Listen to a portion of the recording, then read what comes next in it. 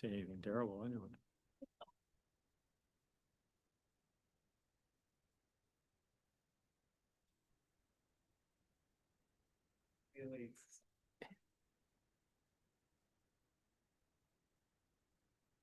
Okay, I'd like to call the meeting to order, and all members of council are present, and we will do the land acknowledgement.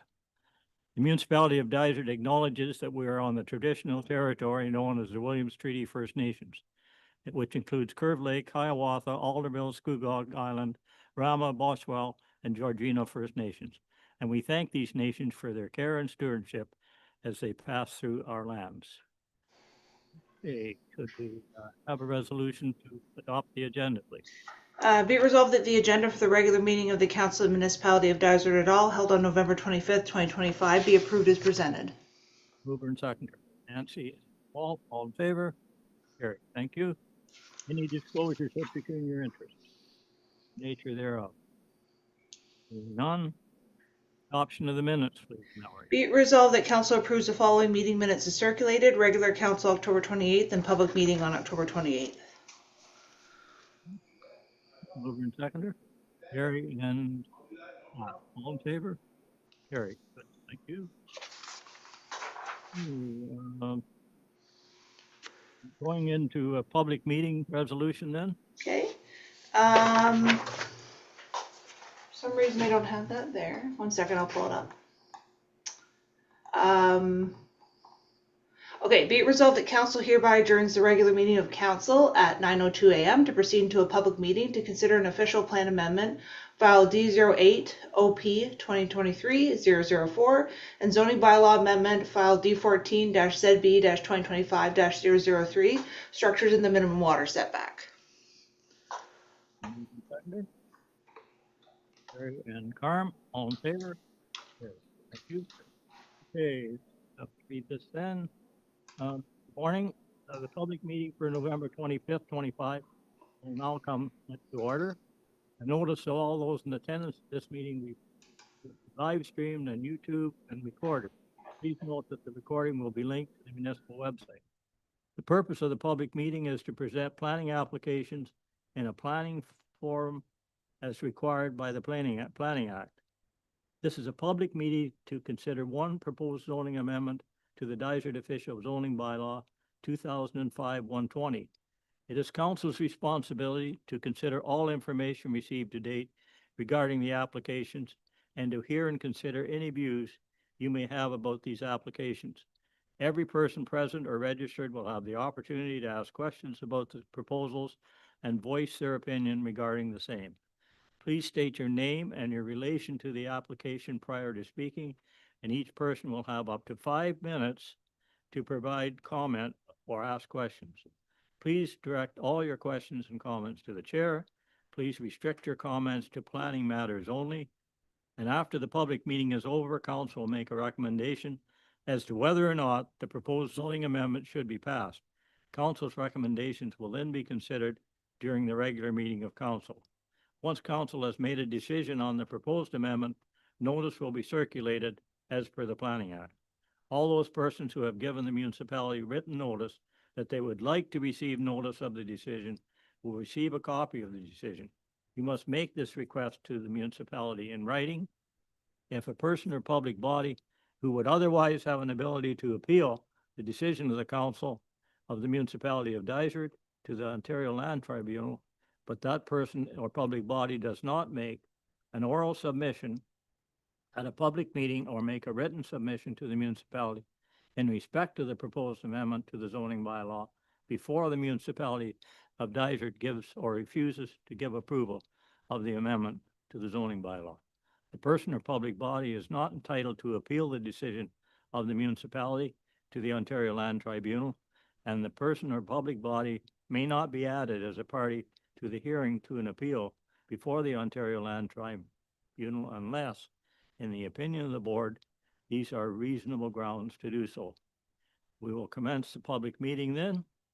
The first application on the agenda is file number D08OP 2023-04 and zoning bylaw amendment file D14ZB 2025-003, structures in the minimum setback. The Director of Planning and Land Immigration will now give a brief overview of the purpose and effect of the proposed amendment. Okay, that would be Jeff then.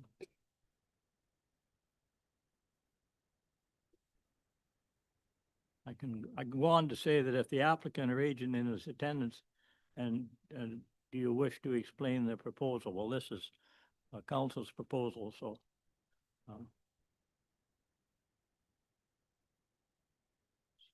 Jeff, come along.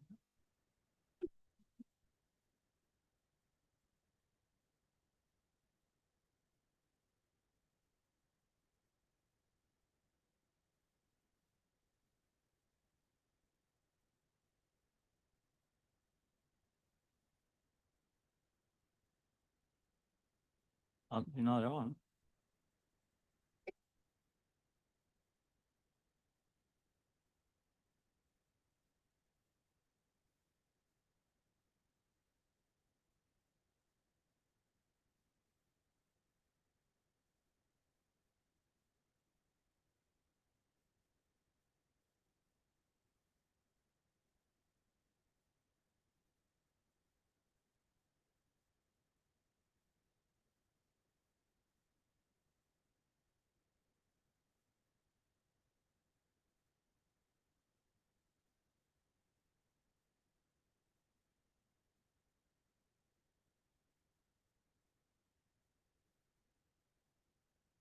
Chris.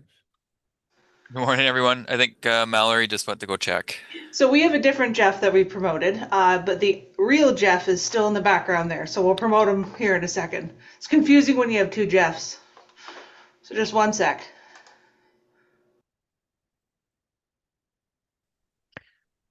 Sorry about that.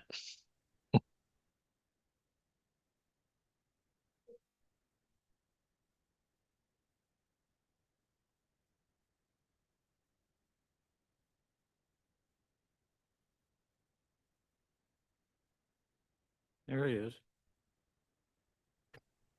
Thank you. Good morning, Mayor, members of council. I was kind of hoping Chris might take this application today if I was going to be any longer. I'll just get right into it. So attached to the agenda today is a detailed staff report which details the municipally led official plan and zoning bylaw amendments being proposed. I'm just going to start right with the official plan amendment. So the proposed amendments to the official plan will update the shoreline development policies to permit one building within the shoreline of a water body. Most of the amendments occur in section 5.1.2 of the official plan. Section 5.1.2 outlines which structures are permitted in the shoreline setback, and this includes structures such as docks, stairs, and decks.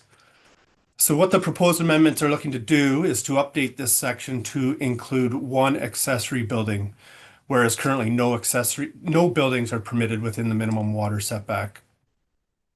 Strict provisions are included in the official plan language.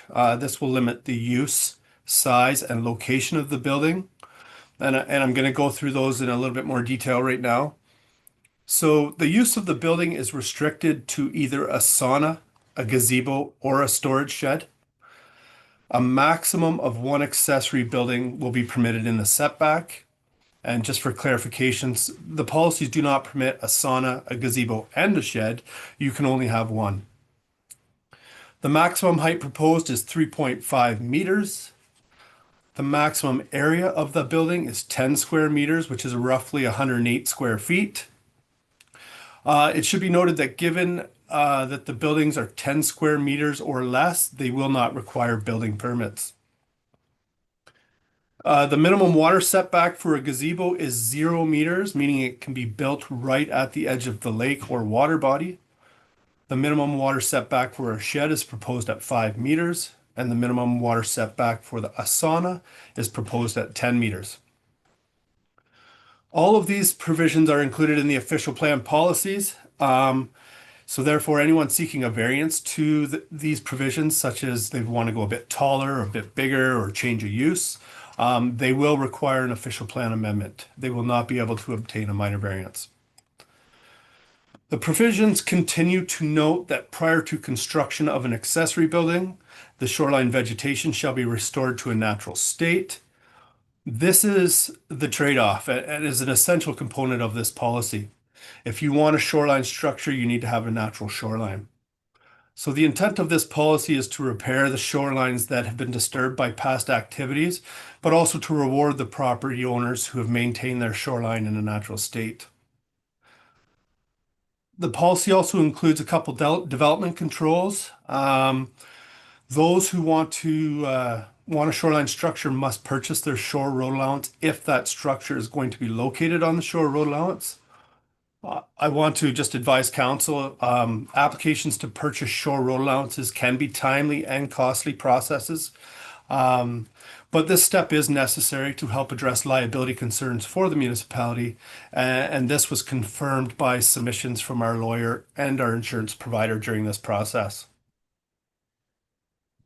Approval of the shoreline structure will also be subject to site plan control, which will be used as a tool to ensure that the shoreline vegetation and the development continue to comply with municipal policies.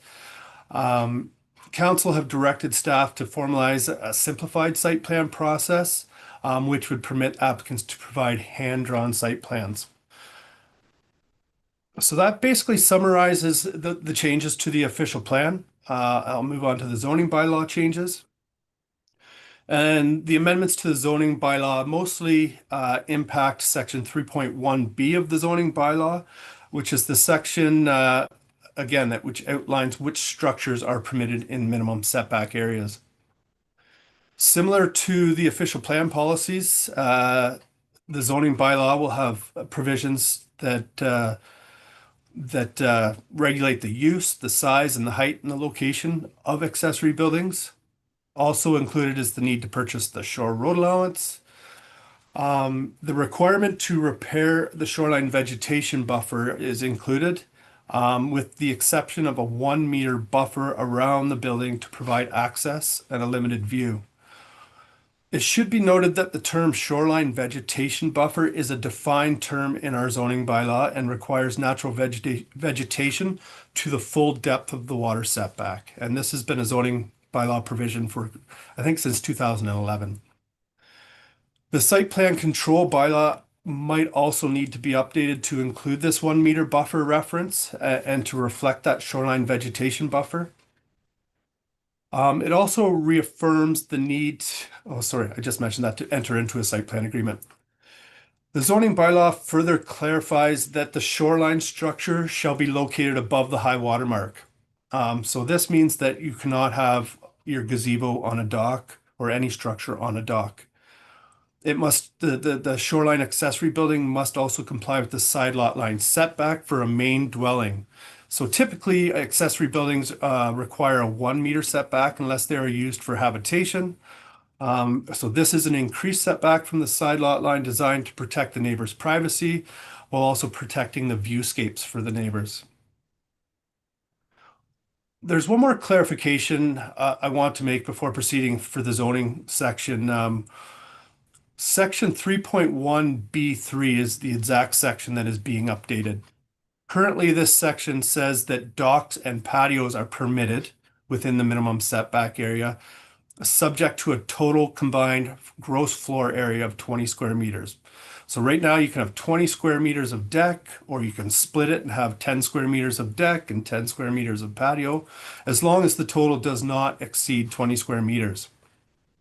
What the proposed policy will say is it will add an accessory building to these provisions, but it will not change the total combined gross floor area of 20 square meters. So the combined maximum now of the accessory building, a patio, and a deck will all have to still meet 20 square meters or less. Therefore, if you have a 20 square meter deck and you want to add an accessory building, you might be required to put that accessory building on your deck or remove portion of the deck if you want to construct a shed, say, further back. And this is important in that the proposed amendments will not permit any increase in the area where vegetation clearing or site alteration can occur beyond what is already permitted by the bylaw. So that's just a quick summary, maybe not too quick, a quick summary of the proposed amendments. Does council have any questions before I go on to the public comments? Jeff, you just mentioned it'd be like a site plan agreement. So if there's no permits necessary, is it just the onus of the property owner to come and do a site plan agreement? Like is there enforcement if they don't? Yes, it will be, the onus will be on the property owner to make sure they follow the proper laws and the proper processes. You mentioned enforcement, and it's a point I want to touch on, and I will mention it later in my presentation if that's okay, Councillor Wood Roberts.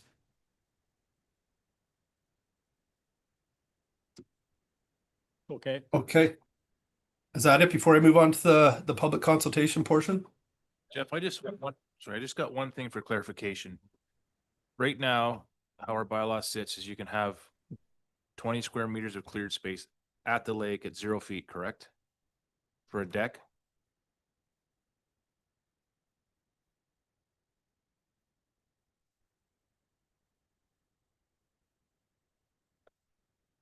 So we already allow something. So if we change the use, we're still not changing what they can still. Okay, that was my clarification.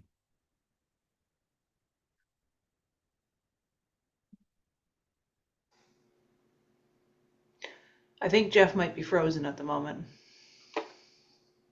Let me go see.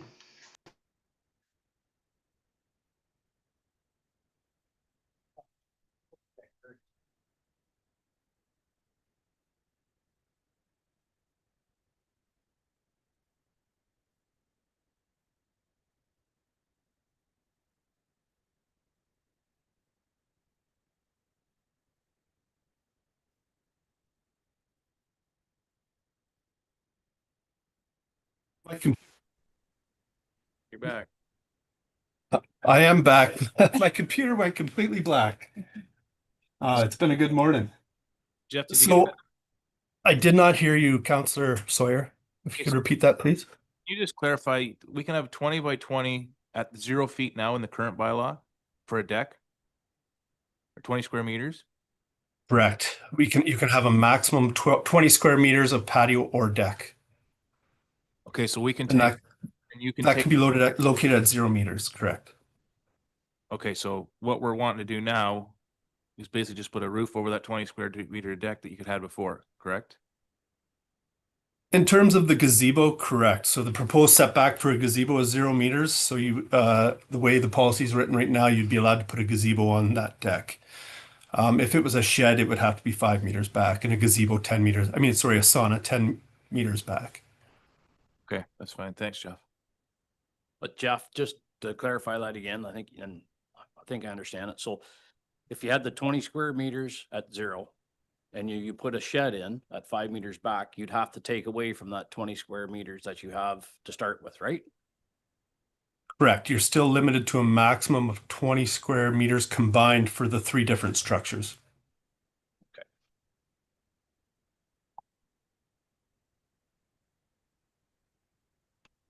Okay, moving on. For the public consultation process, council directed staff to an enhanced public consultation process. So this has included a public survey, public open house, and today's public meeting. To date, we've received 38 comments, I believe. I'm not going to go through all 38 comments. I'm just going to summarize the comments received since the public open house. So council's already heard the other comments. They're included in the report. They're summarized and attached to the report. So if you wish to review those comments, they're there for you. If you have any questions or wish to address each comment after they are read, feel free to interrupt me. So the first comment was received from Vic Dirksen, a property owner on Redstone Lake. He outlines that Dysart has been proactive with preserving shoreline and lake health for 30 years with various policy initiatives. He questions whether the shift in policy is related to short-term rentals. He outlines that once minimum standards are implemented, exceptions will be made to the footprints, to the height, they will be expanded. He does not support the proposed changes and asks council to keep the waterfront areas free of accessory buildings. The second comment was received from Dale Leadbeater from Harcourt Park. She is in attendance today, I understand, so I'll let her speak to her comments. Comments were received from Ann Brooks. She outlines concerns with the cost of purchasing the shore road allowance. She would also like to see a clear definition of gazebo as a structure having a solid floor, so as to permit simple sunshade options to be used near the shoreline. The fourth set of comments were received from Paula Miller and Jess Kidd, the outgoing and incoming presidents for the Redstone Lake Cottagers Association. They wish to clarify comments made by Councillor Sawyer at the July 22nd council meeting. They clarified that the membership of the Redstone Lake Cottage Owners Association was polite and inquisitive, but their feedback was, feedback was positive, and that the membership supports the bylaw is not accurate. Comments were received from Paul McInnes, who is chair of the Coalition of Halliburton Property Owners Association, on behalf of the CHA Board of Directors. They note that the CHA has only one focus, and that is protecting and enhancing the health of our lakes, which are vital to our economy and the very fabric of our community. The CHA receives lake health advice from some of Ontario's leading lake health scientists, and their expertise underscores the importance of maintaining a buffer zone along the shorelines. The CHA notes that permitting a structure within 30 meters of the lake will negatively impact lake health by increasing the runoff of nutrients, particularly phosphorus, which is the leading contributor to toxic algae blooms and the excessive weed growth. The sixth comment was received from Paul Russell, a property owner on West Shore Drive on Kinesis Lake. Mr. Russell notes that a reasonable setback of 5 to 15 meters will balance key interests and provide shoreline protection. This will avoid structures right on the water, but give lakefront owners some discretion to build what they need. Number 7, comments were received from the Lake Kashagawigamog organization, who I believe are in attendance today, so they will speak to their comments. Comments were received from James Andrews, a property owner on Lipsey Lake. He questions why Dysart is moving backwards with regards to lake health and protection while others are moving forward. Allowing a building within the critical ribbon of life area is a bad idea, with plenty of solid research and data to support that. There has been an alarming increase in algae blooms in the area. This proposal will increase that risk. He outlines the likely impact this would have on property values and the local economy. He states that this is the first time Dysart Council has indicated that lake health is not, or this, sorry, isn't the first time that Dysart Council has indicated that lake health is not a priority, providing examples of rolling back the septic inspection program. He encourages council to act for the greater good and not cave to the ill-informed, loud-voiced minority. And he notes that without lake health, or without healthy lakes, this community has no future. Comments were received from Glenn and Lanny Lindsay, property owners on Lipsey Lake. They too are in attendance, is my understanding, so they can speak to their comments. Number 10, the Mesquabi Area Cottage Association, or MACA, provided comments. They note that they have closely monitored the process and wish to express their reservations and request that the changes not be approved. Excuse me, they have outlined the following 3 concerns regarding this proposal. There is limited evidence that the changes are in the public interest. They note that none of the cottage associations support these changes. Out of all the parties that spoke at the open house, only one was in favor of allowing structures within the setback. Excuse me. He does refer, or they do refer to the public survey process and cautioned council when interpreting the data where 56% of the respondents were in favor. They note that many of the respondents may not have been well informed about the significance of shoreline buffers in relation to water quality. Furthermore, in the same survey, 96% of the participants responded that water bodies were either extremely important or very important. A second comment from them, please don't ignore the science on the need for setbacks and shoreline vegetation. In 2020, the Haliburton region experienced unprecedented algae blooms in 11 lakes, a stark reminder of the fragility of our ecosystem. In discussion with representatives of 10 of the lakes involved, the common theme that emerged was the importance of maintaining and restoring our shorelines.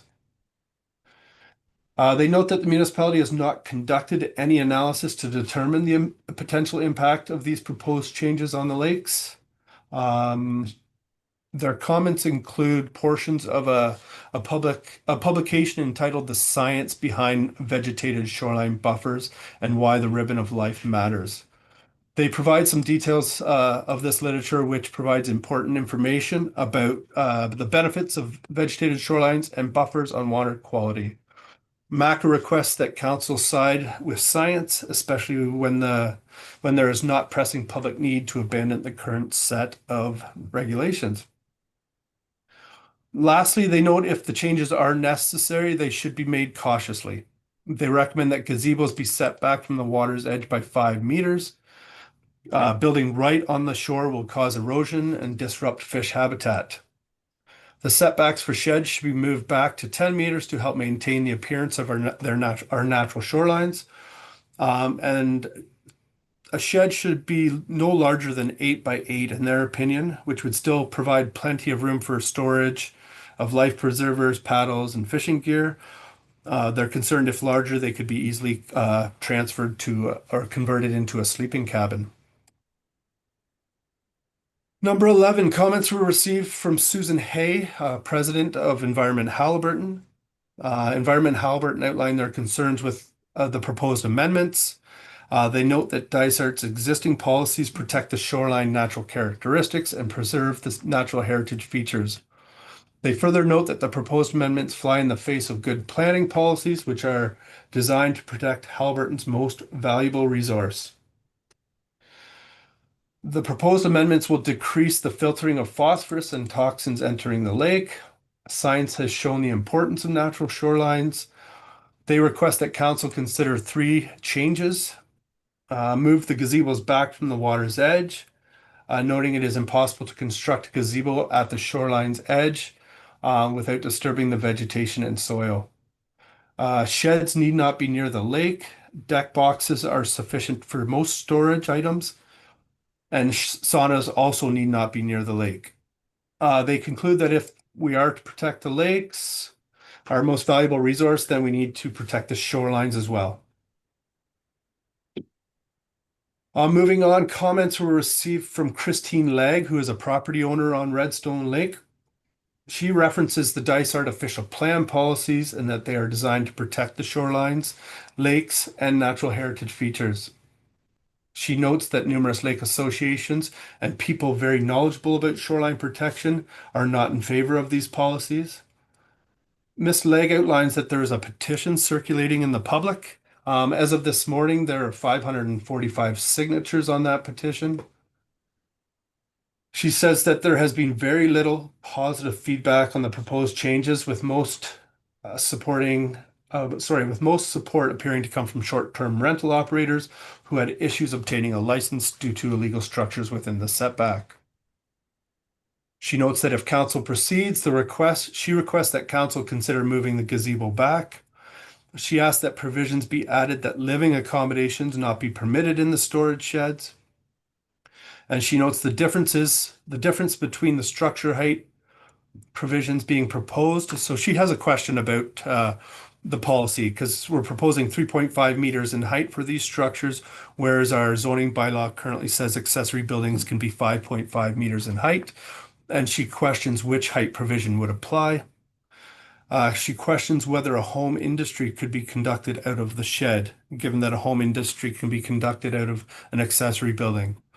And lastly, she requests that the official plan language be updated to state minimum water setback to be more consistent with the zoning bylaw. Oh, a couple more comments were received from the Kinesis Lake Cottage Owners Association. The KLCOA note that protecting water quality is their mandate. They state that the science supporting the benefit of natural shorelines is well documented. The proposed amendments have not considered the incremental negative impact on the health of our lakes, nor has the municipality conducted analysis to determine the impact on these lakes. They continue that our longstanding policies were designed to protect our lakes, and they strongly encourage council to prioritize lake protection. The KLCOA thank council and staff for the enhanced public consultation process. Unfortunately, by the time the draft policies were posted, they were not able to survey their membership for comments. Excuse me. In terms of rationale, council has provided no indication of evidence as to why these changes are in the public interest. None of the lake associations support these changes. They also note that only approximately 6% of properties have illegal accessory buildings on them. So it doesn't appear to be a significant, or doesn't appear to justify the significant change to our official plan and zoning bylaw. They also referenced the public survey initiated by Dysart, noting that the results suggest that the preservation of lake health and natural shorelines was by far the most important thing with regards to our shoreline buildings. Comments were received from Gwen McIntosh, who is the president of Harcourt Park Incorporated. They start off by clarifying that Harcourt Park does not represent the individual interests of the leaseholders, but that their role is to manage the corporate interests of the park. They note that the residential tax base of Dysart relies heavily on waterfront properties. Clean and healthy lakes enhance property values, which in turn increase those tax revenues. Therefore, as landowners and government entities, we share a common interest in maintaining lake health. They note that the existing policies have been successfully defended at the Ontario Land Tribunal. And they ask council 5 questions. Excuse me. How does the proposal align with the existing official plan policies for lake health? What are the risks from increased runoff and reduced natural shoreline if these changes are approved? While mitigation strategies have been suggested, how will they be enforced when no building permit is required? Will conditions run with the land as opposed to with the applicant? And number 5, the science outlines the benefits of maintaining the natural vegetation. How will this be upheld under the proposed changes? Harcourt Park continues to undertake initiatives to mitigate negative impacts of residential development on their lakes, recognizing lakes as an asset. They further note that the decision does not have to be made today, and they request a written response to their questions and a constructive discussion ensuring lake and watershed health.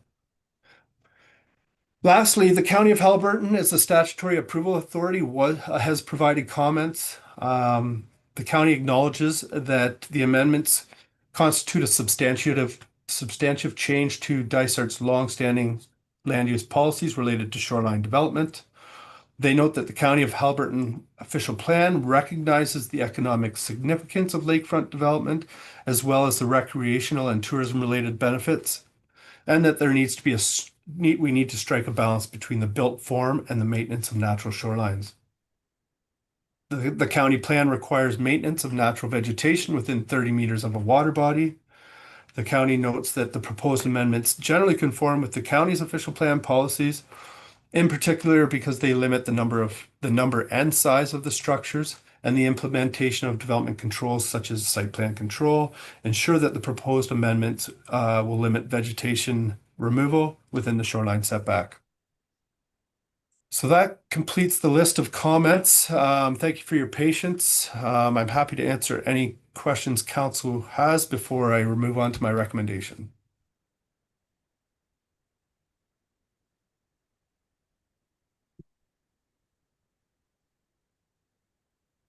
Go ahead, Jeff. Okay, I'll move right on. So moving on to the recommendation, excuse me, the staff report provides detailed analysis of the provincial policy framework, including the provincial planning statement, the County of Haliburton official plan, the Dysart official plan. Staff still question as to whether the public input received through this process supports changing our longstanding policies, which have been the basis for the character of our shorelines. In terms of impact, there are roughly 8,500 shoreline or waterfront properties within Dysart. That many shoreline structures will certainly cause a visual impact to our shorelines. Looking at lake health and water quality and impacts on natural heritage features, the question is whether the cumulative negative impact of these shoreline structures outweighs the benefits associated with the restoration of the shoreline vegetation on our lakes. So there's three main reasons that I think this policy can be viewed as a positive. As just mentioned, the trade-off and the requirement to renaturalize the shoreline. So many properties have been impaired by development. Many properties have removed their natural vegetation in favor of grass or other options. Number two, the way the amendments are worded, I've mentioned this already, the development area is not increasing. So the actual ground area where site alteration can occur, disturbance of the soils, that's not increasing beyond what is currently permitted. In this respect, those two options can be seen as a positive for shoreline vegetation. I've not discussed the third one yet, and this is what Councillor Wood Roberts mentioned, and that's enforcement. In my opinion, for this policy to be effective and supported, increased enforcement of the illegal structures within our setback need is required. Building and site alteration continues to occur within our shorelines without any oversight, and it's been to the detriment of our natural viewscapes as well as the shoreline and lake health. So the policy proposed today will try to fix that, but it's costly and time consuming for the applicants. So the concern of staff is that the applicants, due to the cost, will continue to build illegally instead of spending the money and time required to follow the proper process outlined today. As council knows, we've discussed it through this process. Percy Lake, through their lake plan, did a survey and now the official plan permits them to have a small shed on steep lots, about 4 meters from the lake, I think it is. Similar to the amendments proposed today, that proposal of that shed is subject to site plan control. They have to buy their shore road allowance, and there are strict controls on that. But to date, I'm not aware of anybody on Percy Lake following that proper process. Any structures within the setback on Percy Lake would have been constructed illegally. So this policy is only going to be effective if we increase the enforcement, because the way the policy is outlined is the shorelines need to be renaturalized in exchange for that shoreline structure. I've discussed this with the bylaw enforcement department. The current enforcement standards is complaint driven. In my opinion, for this to be effective, proactive enforcement can occur during building permits, the septic review program, planning applications, short-term rental licensing. And we also have data available to us that would allow staff to do a desktop review every 5 years using MNRF imagery data.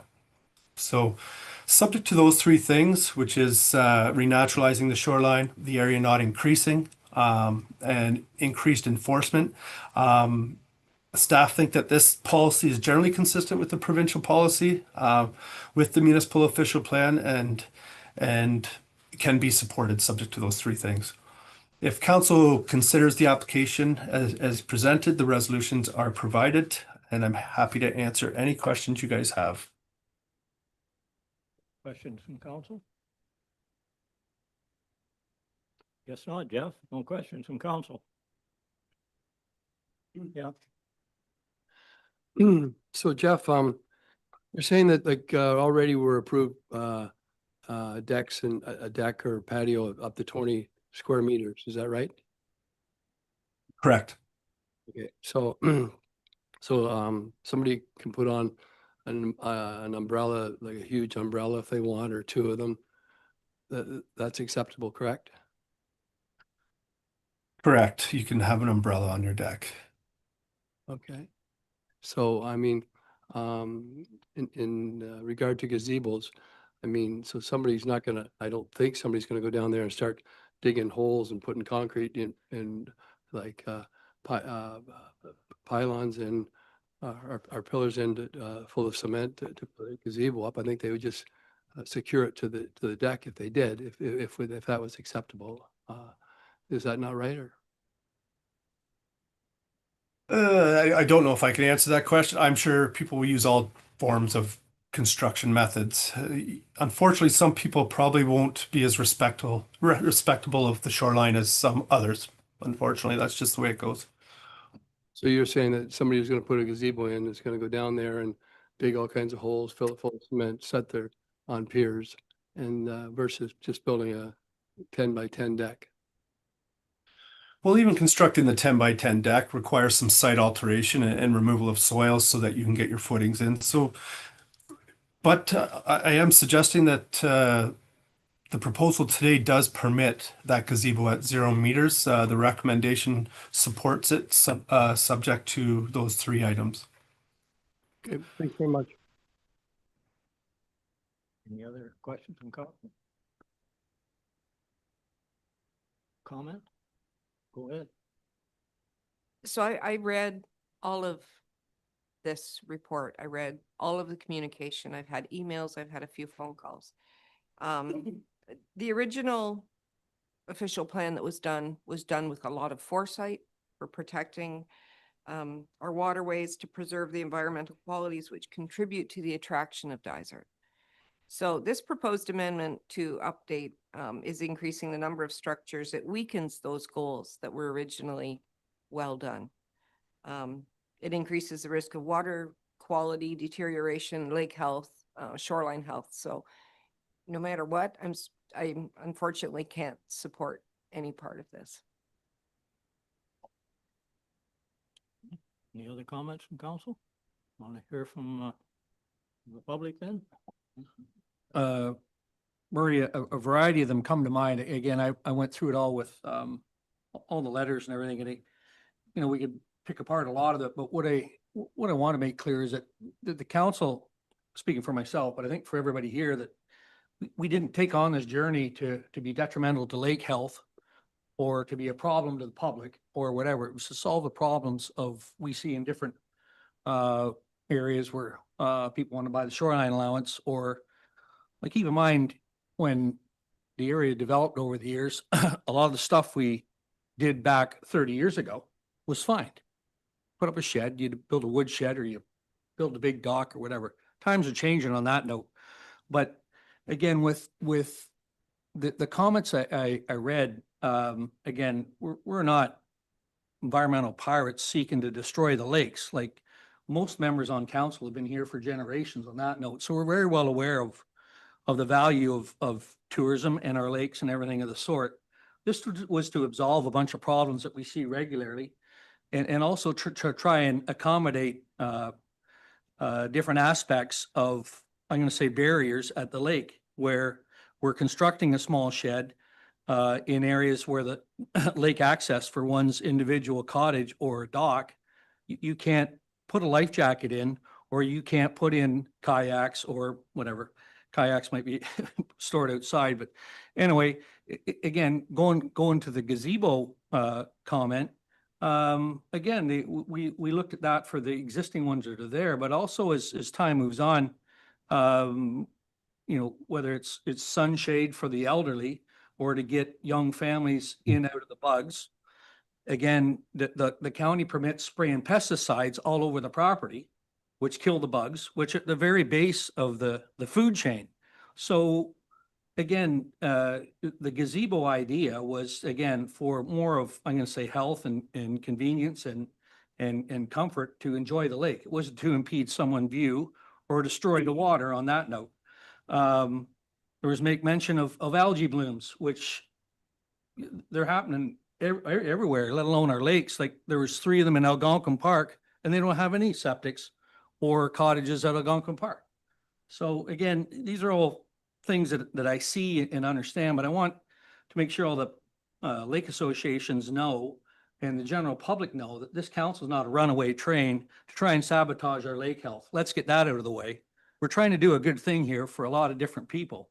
So again, if we're looking at policing and enforcement, does that mean then that we go around to every lot and do an audit and see what's in and what's out? And I'm going to bet you we're going to see 60% of failures with every lot. And that's going to be the way it is. So again, I like to try and find some common ground for both sides that have a passion for it. But number one, let's make sure that the facts are clear. And let's make sure the result is clear of the direction we're trying to go. So anyway, that's all I got to say. Yeah, I agree with what Pat said there. But I also understand that anybody who owns lakefront property is not going to do anything to sabotage the shoreline or the water. I mean, there might be a couple people out there that are very disrespectful, but that's what the biggest part of our investment a lot of us have is if you live in a cottage country and you live on the lake and you own 100 or 200 feet of shoreline, you got a heck of a nice investment there. So I don't understand why people think that because some changes that we're trying to make that we think we're going to sabotage any lake quality or shorelines. In regard to the sheds and the saunas, I'm in favor of and this is my opinion, 100% my opinion, of them being at least 15 to 20 meters back, whatever we agree to. And in regard to the gazebos, I think that if they were back 3 to 5 meters, I'd also be acceptable to that for the reasons that Pat said, and like anybody else that spends time at the lake. Like I say, there's a lot of these big umbrellas down there, but that's my opinion on it. Thank you. I think we probably should hear the public again before everybody comments, and then we'll discuss that. Okay, so is Dale Hawkins coming in by Zoom? Okay, and we also have two from Cashag here, Carolyn and Lance. Are you guys a tag team or what's going on here? Okay, so you know you got 5 minutes. You look like you got a lot of paper there. Well, we felt that our comments Jeff submitted. Okay, That since we're here, okay. that we could sell some. Well, We have access. yeah, we saw, we have seen them. Yeah. Yeah. Okay, so this is, we bring Dale in here. Yeah, you want Dale with you then? Jill's gonna do the introductions. She's Okay. gonna start us off. Okay.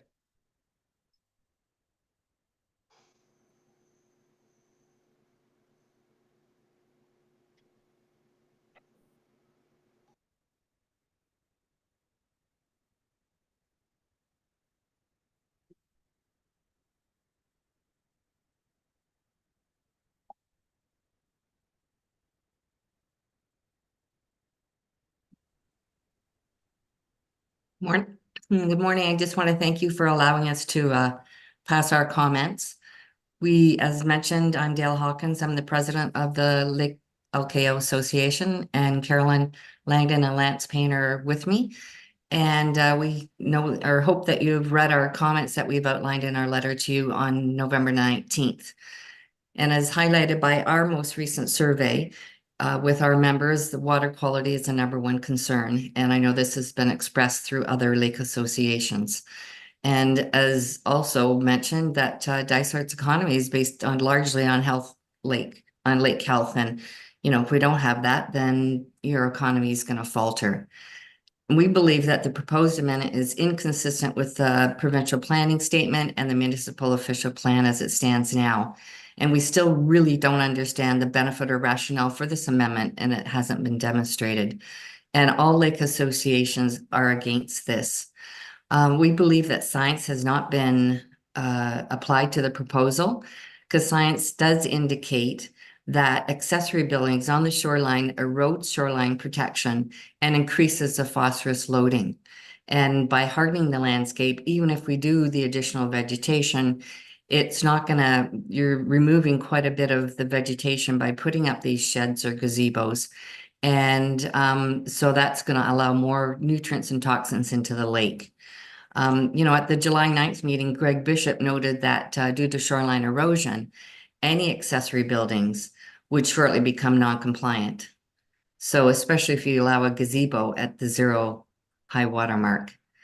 As you know, Dysart is planning the expanded sewer treatment by 50%, the plant. And this expansion result in development of up to 800 units in the watershed will further increase nutrient loading into Lake Cashaway-Gumag Lake watershed.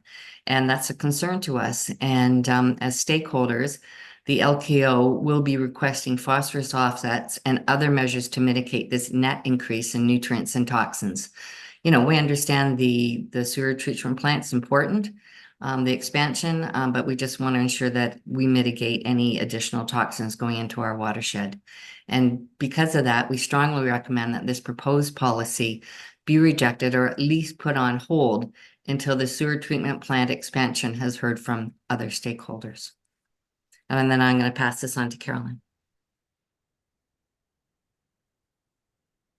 I just wanted to confirm with Jeff that the shoreline vegetation buffer that he mentioned earlier is 30, that's a 30-meter depth of buffer. I want to, I have a couple of points, and but I want to first talk about the 20 square meters total that is allowed in that 30-meter shoreline buffer. That if something is built on that, like a gazebo down by the waterfront, right now you have a deck that has, there's deck boards. So when it rains, the rain falls through the spaces between the deck boards, or if it's a stone patio, the rain can absorb between the patio stones. But as soon as you put a roof on that, like a 10-foot by 10-foot gazebo, you put a roof on that, there's no penetration of rainwater into the ground. So that's a net removal of land. It's a removal of vegetation, but it's just a removal of the ability for the ground to absorb rainwater. And there's studies that confirm that runoff from metal and asphalt roofs can be a significant source of toxic heavy metals and carcinogenic polycyclic aromatic hydrocarbons. And experts recommend that water from roofs should be filtered before being released into stormwater systems and lakes.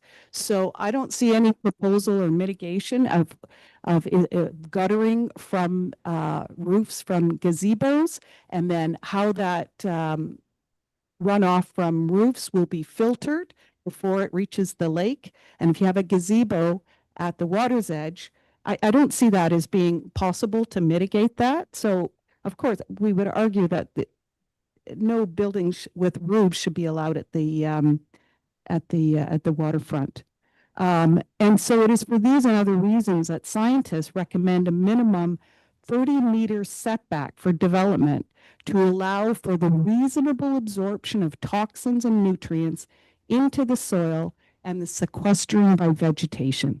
So vegetation is vitally important, but it's also having enough soil, and we know that in Haliburton, our soils are very thin, so we need to give our waterfronts all the help they can get. We're not talking 2-3 feet of deep prairie soil.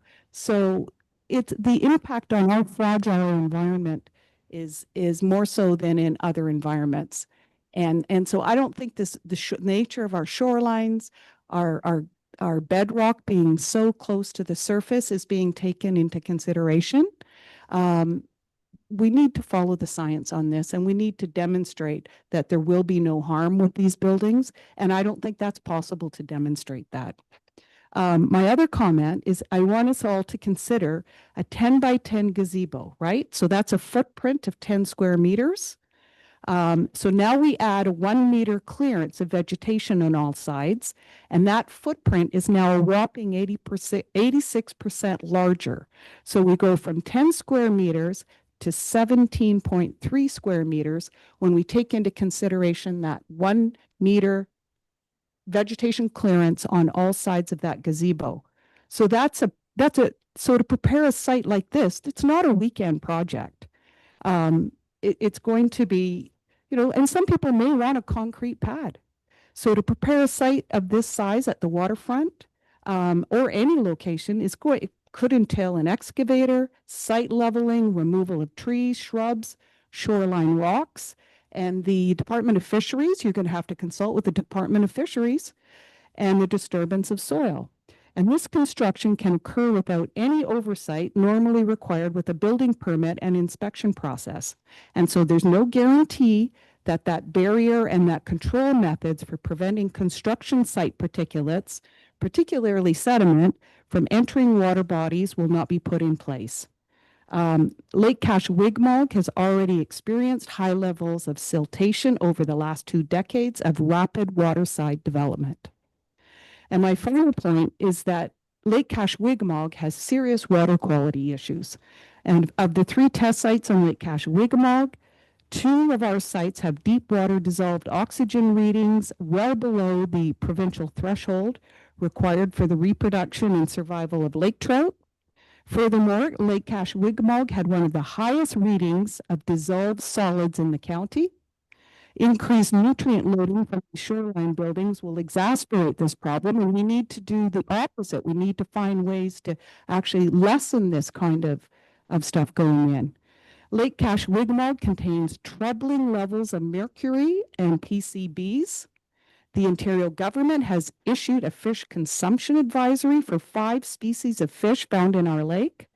Disturbing the soil and removing vegetation to construct a building will release mercury and other sequestered toxins from the soil. So mercury is being held, bound in the soil. So the more vegetation and the more soil we disturb, we release that mercury and toxins that are being held by the soil as they flow downstream. This is science. The condition can stimulate the activity of bacteria and other microorganisms that convert inorganic mercury to toxic methylmercury. And that's what we find. We find these forms of the toxic mercury in the fish. 1 minute or less. Okay. So yeah, I just wanted to add one other thing. So if the policy and changes go forward, it was around the development controls. So we're encouraged about the site plan agreement, but there was one other one that was talked about at the original July 8th meeting, and that was about the scope TIS. And, this is a standard in relation to your development projects. So we believe that it should be applied in this situation as well. We've talked about, if the gazebo is at the 0 meter setback and not on top of the deck itself, that there will be disturbance of the shoreline and so forth. So, we think that's even more critical because of the potential to disturb the fish habitat. And I think that's the other one to your Walt, about the size or the setback. We did do a bit further evaluation of the structures around in the surrounding, and for gazebos, none of them are at 0. In other townships. Other townships, municipalities and so forth. So that's in the package as well. So that's the only additional one that I want to make. I'm not sure if there's any questions. Thank you very much, Bill.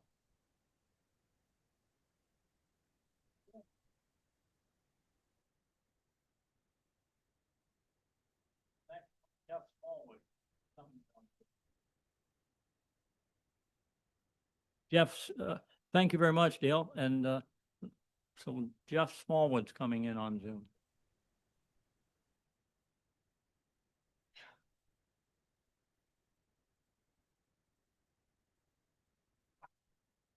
Is Glenn Lindsay with Jeff? Jeff, do you know?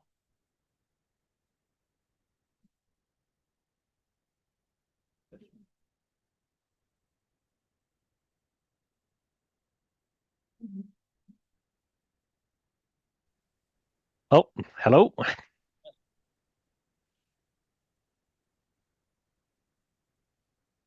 Yeah, hello? Oh. Actually, today I'm just sitting back and listening.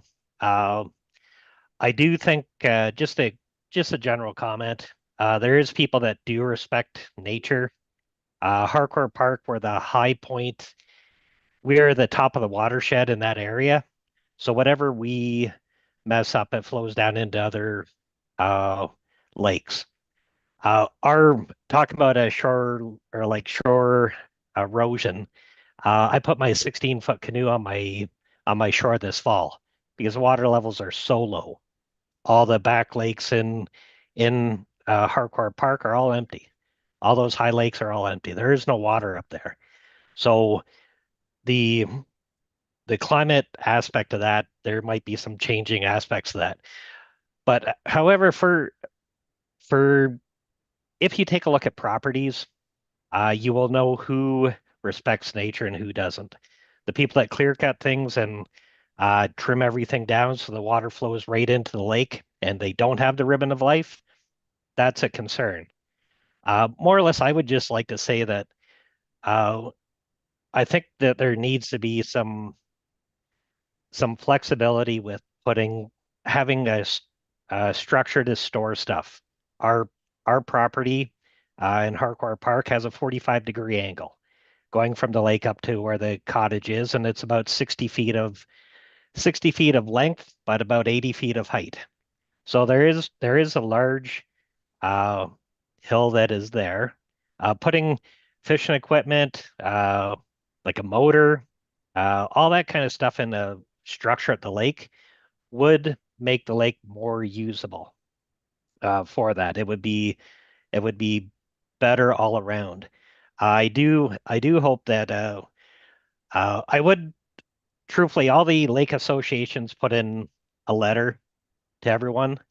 I would take that with a grain of salt that the lake associations are putting that in from their aspect, but all their members may have a different view on something where they would look at something. And the one gentleman that stated that, 60% of the properties are likely to be non-compliant. I more or less agree with that because there's structures all over the place that have like a shed by the lake,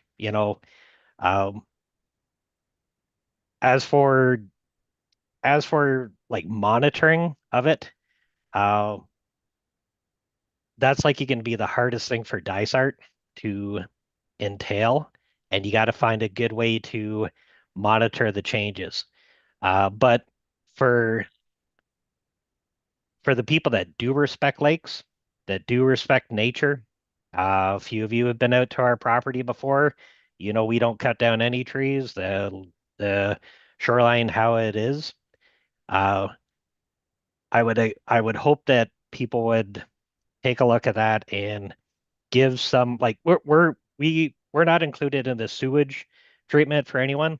Like we don't have sewers in Harcourt Park. We don't have any of the amenities that the rest of you guys do, right? We pull out of lake water and we have septic tanks or septic beds, I should say. So for things like that, like, we are a custodian of nature and we just need to make sure that things are done right. And I really do hope that this council does approve the structures, but with the constraints. They have to have a natural shoreline. The vegetation needs to be there. There has to be certain check boxes that they have to put into place in order for that proposal to go forward. But that's off the top of my head there. I wasn't expecting to speak, but I did. Sorry about that. But Yeah. there you go. The question I have for you, if we had the policy we have on Percy Lake, where you exceeded 12 to 15-degree slope, you would be allowed a shed by the water for convenience. If that, Yes, that would be Tammy Donaldson. A few of you have been out at the property. The slope of that lake or the slope of our property. It is Halliburton Highlands. This is what it is, but the slope of the property is one of the constraints, and we would like to use the kayaks and canoes and things like that for that purpose. And we like to have a structure that we can sort of protect our assets, protect our property. 10 years ago, we never worried about this. 5 years ago, a lot of things changed and motors went missing, boats went missing, things like that went missing. So we would like to be able to secure our property to the best of our ability. We know that nothing is foolproof, but we still would like to protect it to the best of our ability. And having a structure there would allow us to protect our assets. Okay, that's great, Jeff. I appreciate that. Okay. Okay, thank you. Okay, bring in Glenn Lindsay.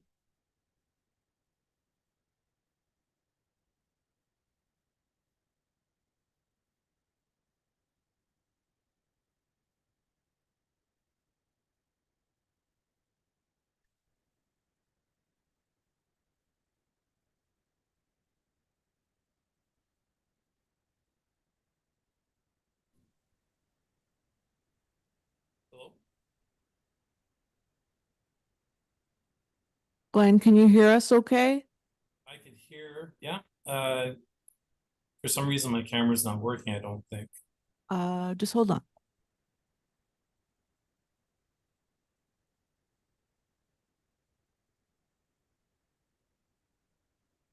There we go. Thank you. All good? Hey, go ahead, Glenn. Okay. First off, I'd like to thank council for the opportunity to share my thoughts on this proposal. My name is Glenn Lindsay, and I have a lakefront property on Lipsey Lake. I am strongly supportive of the proposed changes and encouraged by the more balanced approach they represent. The current setback rules are unnecessarily restrictive and as a result, often ineffective. Property owners are just as invested as anyone in protecting the health of the lakes they live on. And I believe a better balanced approach can be achieved. In fact, the proposed changes will be more effective in promoting shoreline protection. I especially appreciate the idea of linking shoreline restoration to the approval of structures within the water setback. This creates an incentive-based approach that truly supports the long-term health of our lakes. So it gives you an opportunity to make our lakes better than they are now. I also wanted to highlight a unique situation on my own property, and I think it's not that unique. I mean, Jeff said it well. In my current property, the current bylaw does not, well, it falls short. I have more than 900 feet of natural undeveloped shoreline on an elevated lot. My home sits atop a 40-foot rise. At the base of the rise is a flat lakeside area. I would like to build a small shed there, not on the shoreline, but on the flat area for storing lake-related items. And again, to Jeff's point, it's about protecting the assets because we know we have people on the lake, particularly in the wintertime, and things disappear. However, this entire low area lies within the current 30-meter setback. In my view, a properly placed shed poses no risk to the shoreline or to the lake. While this is my personal example, I know I'm not alone.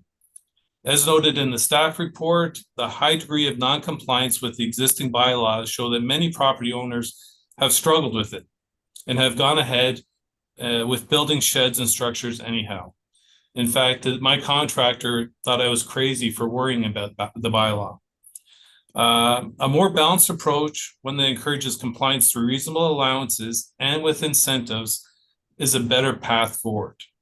And lastly, I just want to thank the staff for their thoughtful work on this matter because I do believe it represents a true balance between giving property owners the right to enjoy their property, but also creating incentives so that we invest in our lakes and make our properties better for the community. Thank you. Okay, Murray, I thank got you. a question for Glenn. Glenn, how far back would you say that your shed that you would like to build, how far back from the lake would it be? Probably the 10 meters sounds about right, but I could go even deeper than that. So yeah, so like 10 to 20 meters would be ideal. Thank you. And the shoreline, I mean, it would not be visible from the lake. My shoreline is completely undeveloped and beautiful. Thanks again. Okay, any other questions? Then? Okay, Glenn and Kelly Short. Right here. Kelly and Don. And I got the right name now. I'm the Kelly. You're the Kelly, okay. And then this is the Donna, yeah. Yeah, this is the Donna. So we're on Black Lake, which is probably nobody knows where it is in Halliburton. I do. Very few do. I know. Girl Guide Camp's been there forever, but Yeah. we've been there 70 years as a family. And the last thing we want to do is ruin the water system, obviously, because it's where we spend 90% of our time. We live here now, but when we were cottagers. But we're in non-compliance. I'll be the first to say it right now, because we have a sauna that, unaware of, I didn't realize that had to be 30 meters back. Well, there's a problem for our situation. We're not even 30 meters deep with our property level, because we're on a 45 and cottage is set right back at the very back. And anyway, we don't want to be, our sauna, like I say, and we're on a 45-degree angle. We can't not, well, I guess we have to, I don't even know where we'd put it. I guess we're not allowed one physically now, legally. We use it as a sauna. We don't use it as a shower. There's no runoff from that sauna. It's a wood sauna. There's no roof on it. It's a cedar sauna, then like wood. It's not going anywhere. I get it. Anyway, and we have a deck, or a gazebo. It's on our dock for sunshade, and that's all it's for. Now, silly me, should have done more check, because it does have a metal roof. If there's toxins that are going into the water, I'll be the first one to say, I'm going to take that steel roof off, and I'll figure out how I can get a cloth one on there so that there's no runoff going into this lake. We care about our water system, and our cottagers on our lake. We are very small, 12 cottages, but we want to enjoy our property. And I don't think personally, I don't think a sauna that's 11 meters back from the shoreline on down, like it's at very top and it's 45-degree, we do not cut trees down off the hill. The shoreline is probably 95% on a 153-foot lot is probably 95% natural, and it's all good. So I get where a lot of these people are not accepting what they want. I get it. They're not supportive of it. I really do. I'll be honest. I think a gazebo, if you build a gazebo at 0 feet from the shore, you're going to disturb you're going to have soil runoff. You're going to do a lot of things that aren't good for it. So for us, we're kind of in the middle right there, but we don't want water quality issues, but that's where we're at. And again, we appreciate the input of the counselors that you guys have done. Appreciate, that, and appreciate the work that the council's done, because this is a lot of work and a lot of feedback. And we want to make sure we're doing what's right, to be honest, and just have a little bit more flexibility with our property, just to use it, go out and have a sauna, go out and enjoy our lakefront. Because if you don't have some kind of structure at the front or at the lakefront, and it's sun beating on you all day, you're not there very long. So anyway, thank you for the opportunity to speak. Appreciate everything. Okay, thank you, sir. Okay, Dale Ledbeater.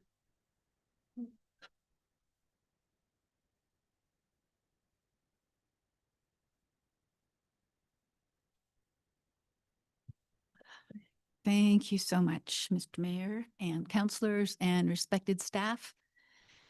My name is Dale Ledbeater. I own a cottage on Allen Lake in Harcourt Park. And my dad used to be on council, so it's been a long time. Yeah, it's been a long time since I've been here. It's a familiar place. And I'm very familiar with the struggles that you have to find that particular balance. I wanted to congratulate Dysart. I mean, it's obvious that we don't want to create impacts to the water. To Councillor McKechnie's point, you folks have examined the Halliburton shoreline policies minutely and implemented a bylaw that you felt served us better to maintain that water quality along shorelines.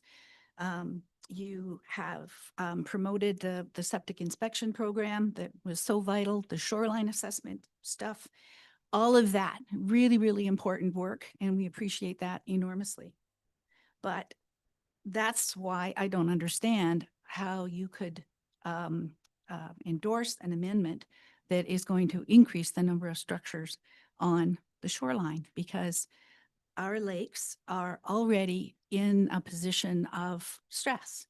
The Ribbon of Life document that you have on your website says that we shouldn't be increasing the denaturalization of our shorelines because we are already too stressed in Halliburton.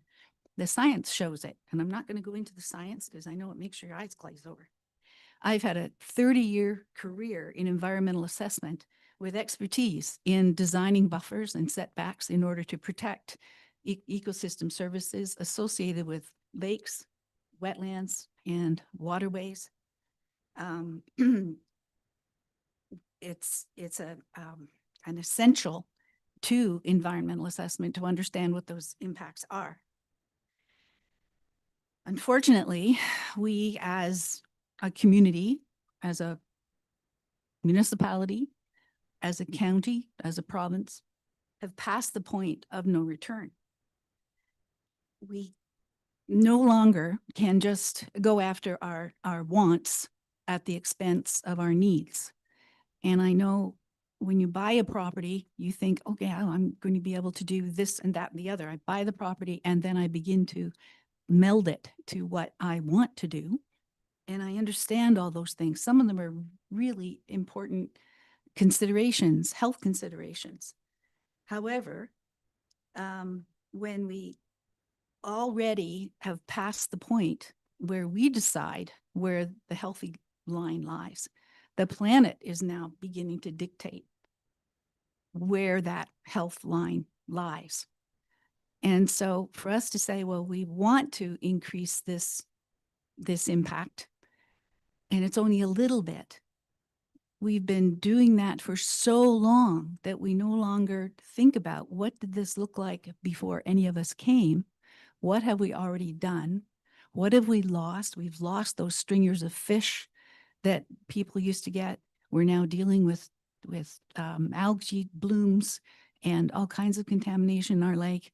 And the erosion that was visible at low water this year was unbelievable. I've been talking about erosion for a long time, but to see it laid out in front of me like that, largely due to unprotected shorelines and to the way that we use our water. So it's difficult for me to think in terms of allowing additional impacts.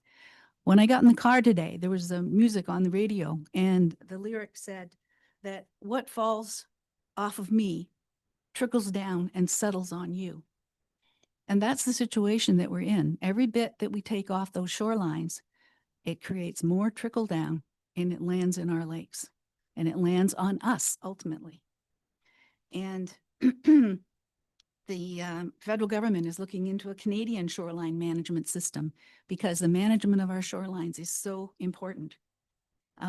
I think it was Carolyn that made a comment about how large this structure would be.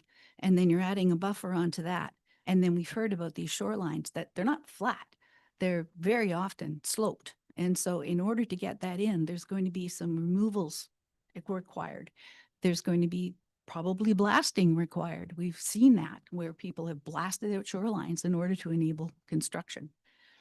And so to say that it's only a 10-meter square building is misleading. And when I calculated that all out, it's actually closer to 20 square meters. And when you multiply that times 500, which turned out to be a fairly modest number in view of the 8,500 that our chief planner mentioned, that it comes to over a hectare. Well, if I said to you, I'm going to take a hectare of forest off of Head Lake, you'd say, absolutely not. Well, then is a death by 1,000 cuts really any different? So, Mr. Isles talked about these conditions, this proactive enforcement that would be required. I don't understand what that means. We need more information about what that means. Does that mean somebody's going to come around and check for the drains in the saunas? Does that mean that somebody's going to come and check that the sheds haven't been turned into bunkies? What does that really mean? I don't understand that. We talked about renaturalization. Well, that's another problem. Under the site alteration law, bylaw, we've had directives to renaturalize, and it just hasn't worked very well. I can take you to examples.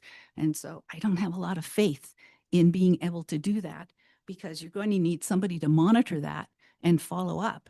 That's going to be extra staff costs in addition to whoever your enforcement people are. And it doesn't increase, and this business about it doesn't increase the area that's already permitted. I submit that it does increase the area, because what you're doing is providing more diversity in terms of the structures that can be permitted. And so that it's encouraging people to build the kind of structure that they want, where they didn't want a deck because it's hot. They would want a gazebo. And so you're encouraging people. And so it will increase the number of structures that are on the shoreline. It's going to cost us more in taxes to finance these extra people in order to implement all of this. And for what? To create an impact to lake health? I just don't understand that. In the land acknowledgement, the one that's posted, it wasn't the one that Mr. Mayor read today. It talks about Dysart promising Indigenous peoples who cared for these lands and waters and have welcomed us as our guests, and to pay them respect by ensuring we continue to recognize their ongoing connection to the area and by supporting the health and integrity of the lands and community for generations to come. I would like to see council live up to that pledge and the promise of the official plan by turning down these amendments. And because if they are approved, it will only demonstrate that we have learned nothing over the last 500 years. Thank you.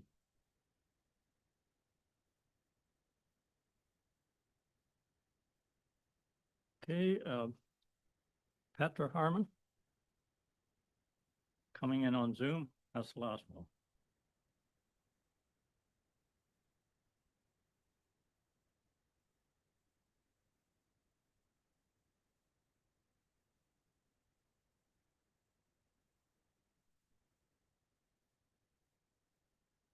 Okay. Is she on it now? Okay, I think now I'm on. Okay, go ahead then, Petra. Thank you. I mean, I have a very little new aspect to add. I just wanted to, because I mean, mostly the gentleman, Jeff and Glenn, summarized what I was to say. And I just would like to comment that as well, I own 1,200 feet frontage, lakefront frontage property on Bitter Lake, and which is entirely natural. And I don't intend to change that. And I would like to add that most people, and that was proven in a survey as well, would like to be compliant with existing rules and regulations. However, obviously, there is a lot of these structures going on around all lakes.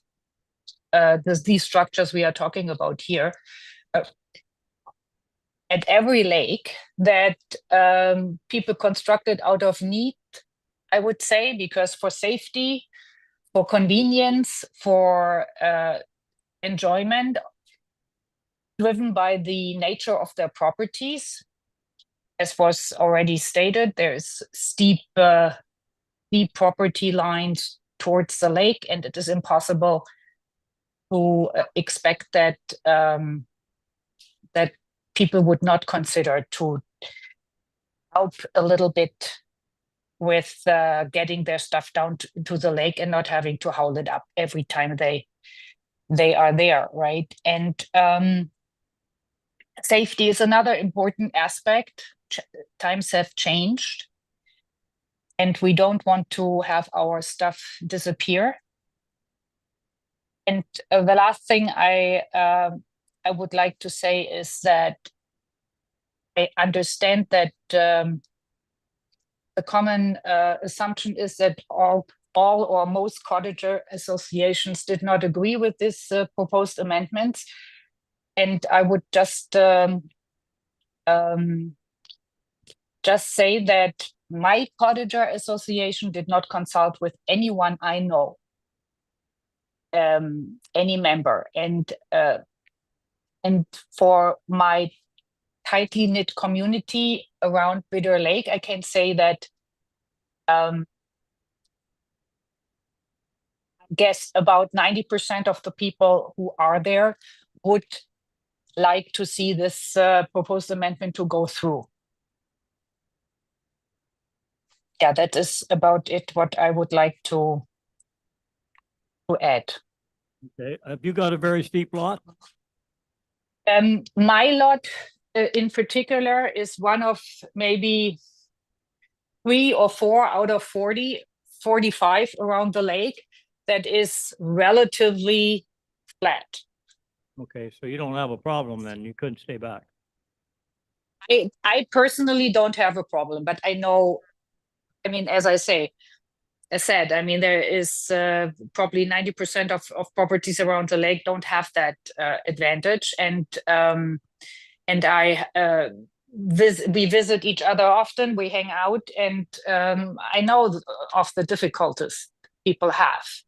And since we are all aging population, not only around this lake, it's becoming more obvious that that this is not ideal. Okay, so that's everything then, Petra? Yeah, I mean, obviously in strong support of the proposed amendments, and I really, really hope council is able to let this go through. Okay, I hear you. Okay, thank you very much. Thank you.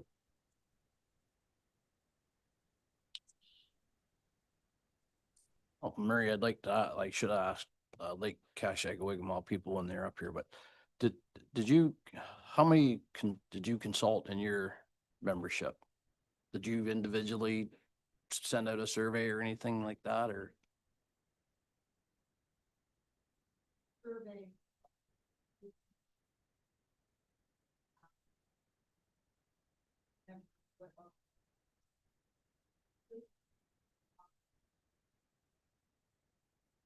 We pulled all residents of Johnson. The Lake Association is their number one activity is to secure the waterfall lake. The members join.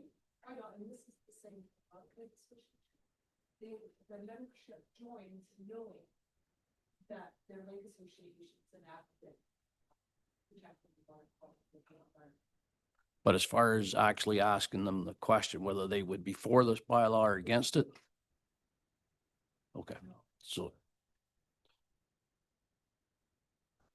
You need to require policies around the water that impact your decision on water quality. It was a general one that we did because we did our survey last year. So right. That, and that's where they with the water quality. So it's water quality, not which I get, because I think everybody should answer they'd be, but nobody's gonna say no. I mean, yeah. But the actual question that we're dealing with, I would really put it that way. That to add structures to the shoreline, it was what would change if there are changes to the shorelands in relation to, I don't know whether it's buildings or development, that's what it was. How would this impact your, decision? Well, This is a development. It's development is built for and disruption of human activities. The definition of development. This is the problem I'm having. Again, if what council's trying to do here has not been conveyed to everybody on an equal standpoint through the whole lake, then this is a problem. It's interpretation. It's kind of what I'm smelling here, where you ask if lake quality is a very important part of a lake. Well, who's going to say no? Right? And on that note, so again, when I talked earlier on about making sure that the facts are the facts and we get good representation here of what we're trying to do, then that's what I'm after. So again, if we need more time to make these decisions, on that note, we defer it and maybe ask you to talk to or send an email out to the general population. We put it out to the papers and say, listen, we got to weigh in on this because we're not getting good information as far as I can see now, based on letters I've read and what I'm hearing here. Would there be the opportunity for all the lake associations to just do a blast email to notify all members that Dysart's website is going to redo the survey? Please. Can I answer this, Mayor Ferry? The problem with this is it's a complex topic and it requires education and lots of communities. This is no fault to staff, but this is a poor public participation process.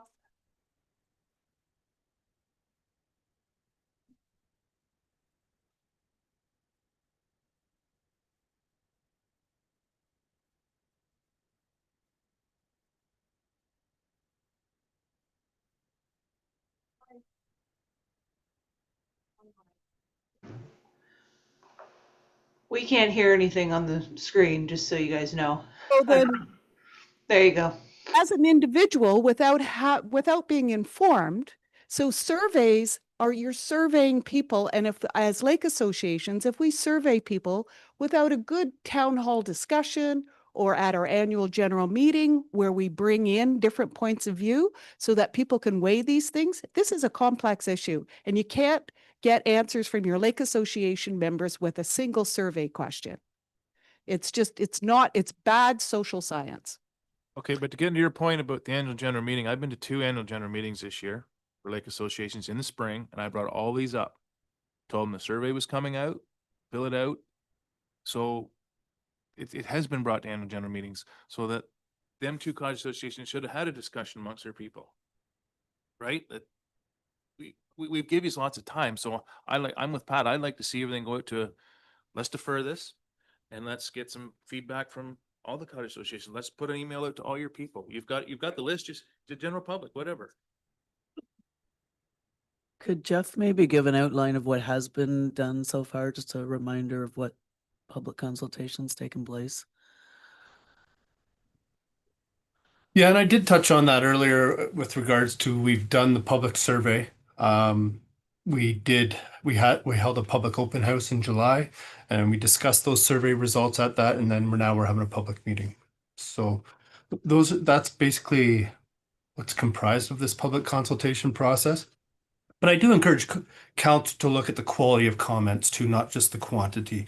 The quantity might address whether it's wanted or not, whereas the quality might address whether it makes sense with regards to the impacts and the lake health protection, stuff like that. So it's something to keep in mind. One more quick question for you guys too. Have you heard anything here today that has surprised you or anything, or that you thought you've maybe missed on what Jeff's expanded on the rules and regulations, I guess, have you heard anything new today or not really? I'll just comment on the enforcement. I guess it was the impression of at least some of the members of the board and so forth that, having to go in with your site plan was going to ensure that there was a check, that it was a 10 square meter building or whatever else. If that's left to individuals, I guess there's a concern that these development checks are not going to necessarily come to fruition. So, the thing that we were adding as far as the lake trout issue, there's a need to do a scoped environmental assessment to check on fish habitat because that's important. So if that's again a do or not do, it's not going to be necessarily enforced, then I guess that's a major, something that I guess the board wasn't fully aware. We thought it was going to be a check up front before things were constructed. Okay.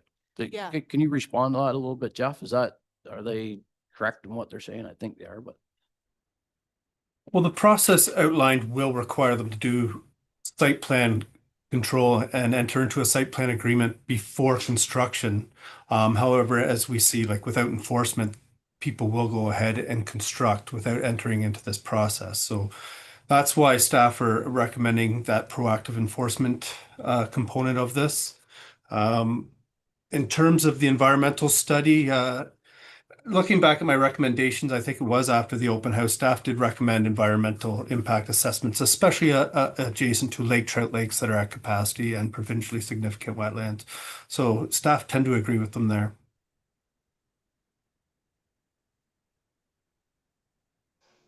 I just have another quick point. If this process is complaint-driven process, and even the site alteration bylaw, I think it's a serious, it's not a sustainable process to leave it up to individuals. And I think it's a huge public safety issue that's going to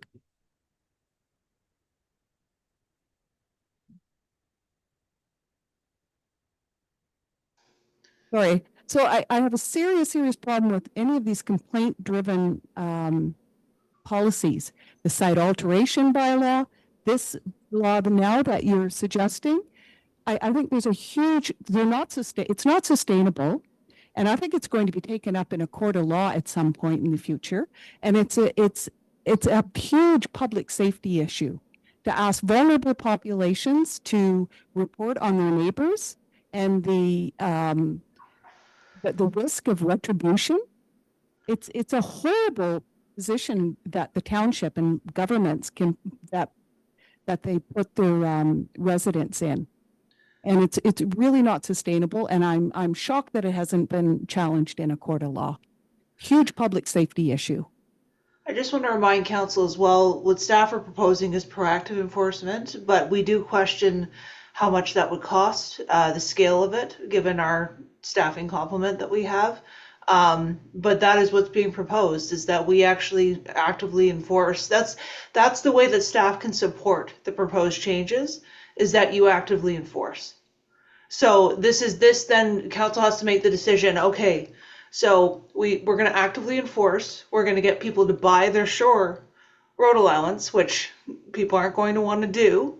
There's several components to this for staff to support it. So it's not a matter of, oh, everything that's there now is approved now. That's not what this looks like. And that's not the way staff have written this.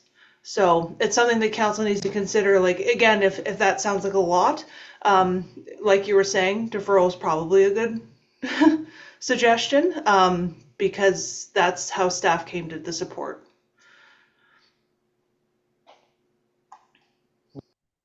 My question is, if you don't require a building permit, how are you even going to know what's happening?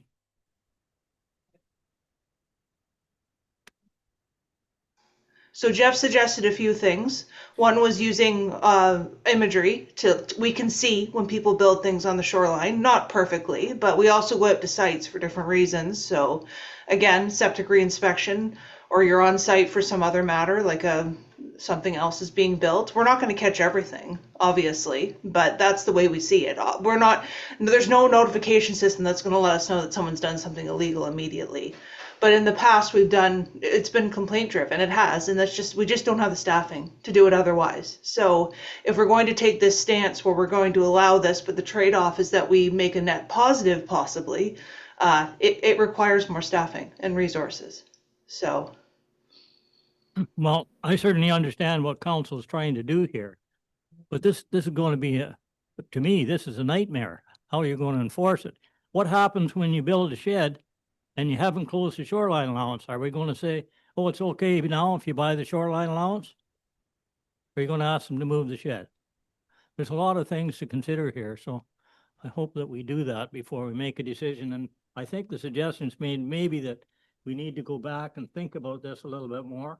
And we don't have to do anything today. And we've heard both sides. There's good arguments both ways. But on the other hand, we have to make sure we do it for the right reason and we can enforce it. Because if we can't enforce it, it'll be just, it'll be chaos.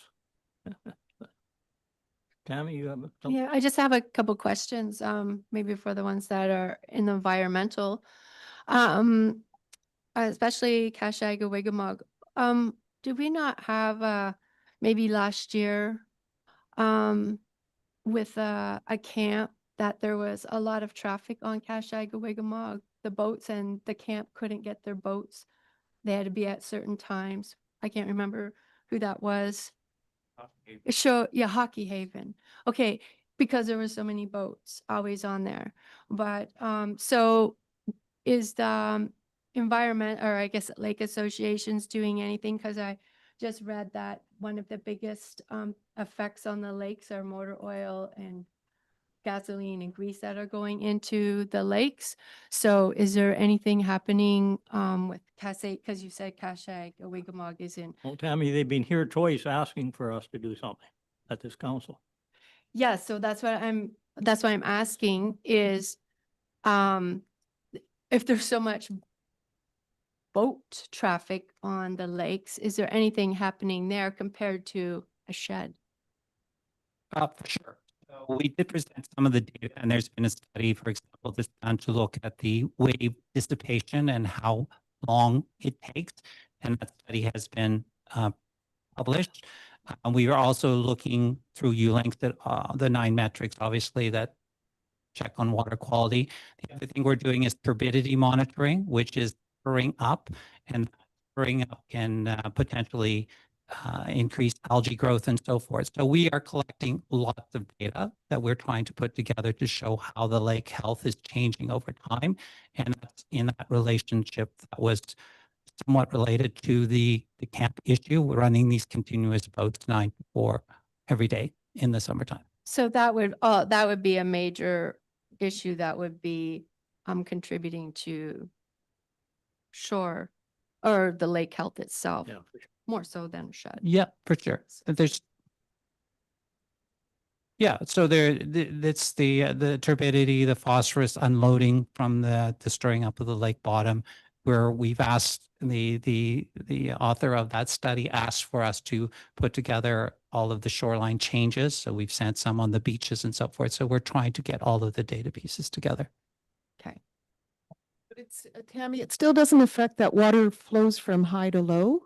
So, and in Haliburton County, that means our forested, our hills. So everything flows into the lakes. So that means anything even upland eventually makes its way into the lake. So the more vegetation and soil to soak up that, and we have extreme weather now, right? So climate change. So part of the mitigation is it's so important, more so, to have vegetation and soil to soak up the torrential rains that we have. And we have thin soil, so it's so incredibly important for us to really safeguard those thin soils. Okay, anything else? So what about the idea of the associations going out to all their members and polling them if they can by emails or something, and come back another day? Maybe they don't want to do that. I don't know. But, yeah. Yeah, I think that's a great idea. I mean, we're doing the cottage association, go to all their members, and we get a complete feedback from everybody. You know, they can put it together as a, you know, they don't have to get every individual comments, but we can get the highlights would be surely beneficial. No matter how we do this, it's not going to be No, please everybody for sure. no. I hope we're going to get an opinion from every property owner, even though they're not members of the association. Yeah, I think most associations only 60% of the lake, roughly. I think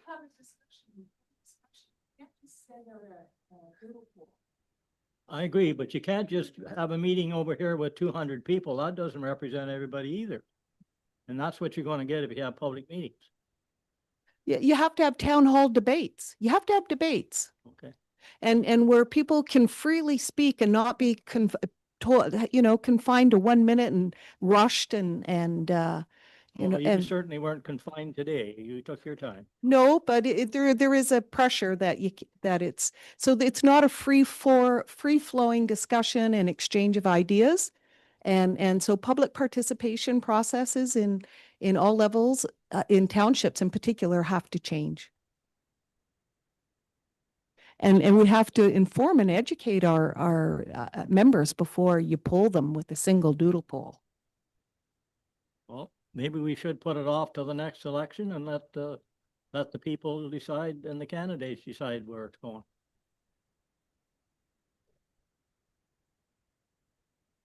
Anyway.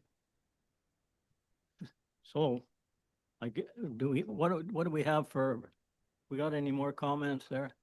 I'm going to shut this off because it just goes on and on.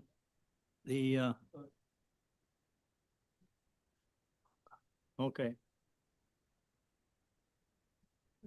So I just wanted to speak to the enforcement piece of this, which I totally agree with. If you're going to implement policy changes like this, enforcement has to be in place. But I'm going to argue that it already is. We are here, sitting here today, as a result of enforcement. So we're here today to make it right. We care, of course, about our lake. We want to do it right, and we have done it right. We've got permits for everything on our property within our knowledge, and we own the lack of knowledge, and we know ignorance is not an excuse, but we're here today because of enforcement. So I just wanted to say that. Question, I guess. I know that under a certain square footage, I think it's anything under 108 square feet right now, you do not have to have a building permit. Right. What if we change that? Which puts the onus on the person who's wants to change. Oh, okay, sorry. Yeah, sorry. You can probably hear me anyway. Yeah, we can. Just think. I can't online, right?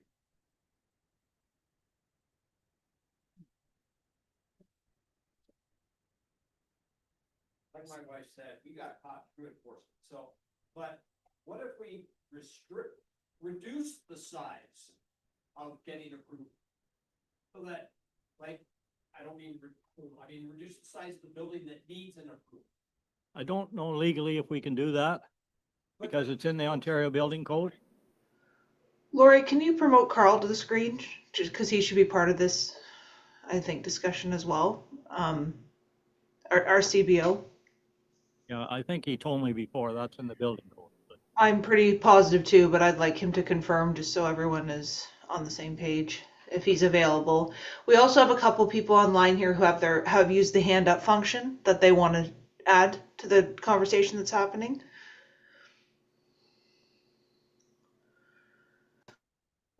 if we got something new to add, but if we don't want to hear the same thing again and again.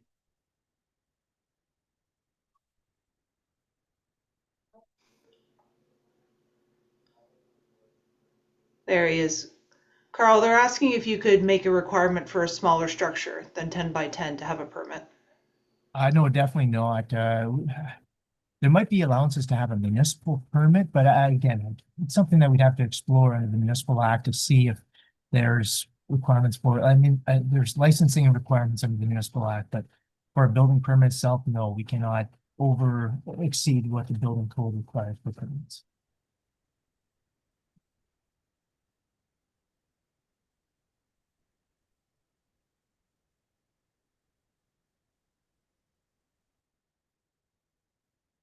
Thank you. The question about associations talking to their members and who they actually represent, Harcourt Park made it very clear in their letter that the letter that came from the corporation was representing the interests of the corporation because we have an objective that says that we have to save and defend our forests, our lands, our soils, and our waters. And so from that perspective, they showed the leadership to step up and say that corporately, we feel that the amendments need more work. And they've submitted a number of questions that I hope that you will answer, because I think what is happening is that we're getting a division between what people want to do and what the science is telling us. And the science is the science. You can't change it. It's going to happen no matter what you want. And we've seen that so often in decisions that we've made about construction and end up with erosion problems, all kinds of unintended consequences. And so that's what we're trying to think of, are what is the science telling us about what the unintended consequences are going to be, whether they be small or they be large, but this is an opportunity to deal with these incremental ones. So Harcourt Park let their members know that this was going on. Unfortunately, we didn't find out about it until after the survey. And with respect, the survey was, again, what are your wants? And there was no science represented in that survey at all. So it was kind of like an omission that more people should have been aware of what reports were available. After that, very kindly, we had Jeff Isles and Councillor Donaldson come on a Zoom meeting with our members. And so any members that wanted to come on could come and express an opinion. There was a mixture of opinions, as you can imagine. I have a forestry committee, and I sent it around to my forestry committee. The responses that I got back were mostly against the amendments, but I had one very vocally in front of them because he's libertarian. He believes in having the rights to do what he wants. And that's fine. And that's why Harcourt Park went out of their way to say, this is what we believe is the leadership position corporately. But I think that- each individual can say what they want to do because that's their wants. That is not the needs of the environment. Okay, that's good. So, okay. Is there something else to add here? Because we gotta, I mean.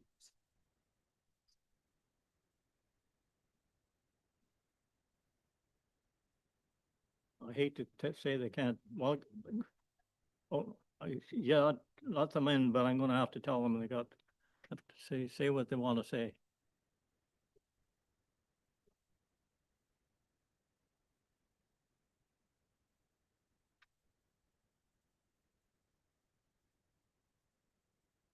Then Lindsay, yeah.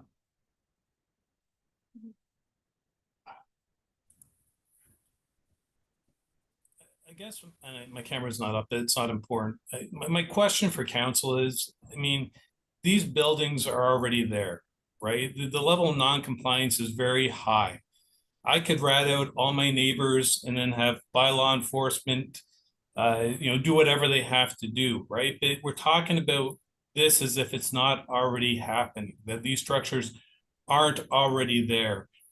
Really, by doing nothing, we're encouraging people to break the law because they know they're probably not going to get caught. Is it not better to have some structure to tie some incentive where this could help our lakes? To me, this is ridiculous. I mean, if you look at the science would say we probably shouldn't have people living on lakes, right? But we do, right? Because that's our community. And this is part of it too. It is a shed. It is a gazebo. It is a sauna. It's not going to melt the planet. I promise you. Sorry, it really seems that this is really getting blown out of proportion, and it's really impacting property owners. And when I have a heart attack carrying that kayak up and down the lake, that it's not good. Well, if Jeff's right, there was 565 he surveyed out of 8,500 lots. So I don't think everybody's got one just yet anyway. Anyway, that was the stat he found, so that's not very many percent. Okay, we'll move on then. Let's do, Last one, Murray. I do agree with the building permit idea on that note in terms of policing to make sure what they're doing, what we're saying we're doing on that note. There's another segue to that. The septic reinspection program's winding down. I don't know how many more lakes we have, and that's kind of on a paid site inspection, or septic inspection stuff. But anyway, all I'm getting at is if you're putting in an application to do one of the things we are proposing, whether that goes through or not, the individuals doing the septic inspection thing, it's a lead off with another foot of, you want a sauna, here's a building permit, there's the cost. The guy goes out, or guy or woman goes out, checks it out, says yes or no on that note. So anyway, just a side note there in terms of how to make it work and roll it out. But anyway, I'm looking forward to getting more comments on this for sure. Yeah, for sure. Okay. And we got a resolution there, Mallory? Jeff has a comment. I just want to make sure he says it before we close off. Yeah, and I just wanted to advise council, the site plan control process, we will review the locations and the mitigation measures of what is being proposed today. So there's not necessarily the need for a building permit. However, and Carl, maybe you can answer this, if council really wants the building plans included, perhaps we can make that part of the site plan agreement process. Yeah, the building plans themselves, I don't think we need to be reviewed for a building that small, but, yeah, so Pat has a good point that there's numerous ways to go about this, and every septic maintenance inspection, again, we have completed all lakes as of this year in a program, so we're starting over with Kinesis, not next year, but the year after we look at the short-term rentals next year. But we do a lake health assessment with our septic maintenance inspection, which could capture those legal structures as well. Currently, we don't take action if there are buildings at the lake shore. But we can change that process to capture those as well. So there's a lot of opportunities there, as Pat mentions, to capture the legal ones that are.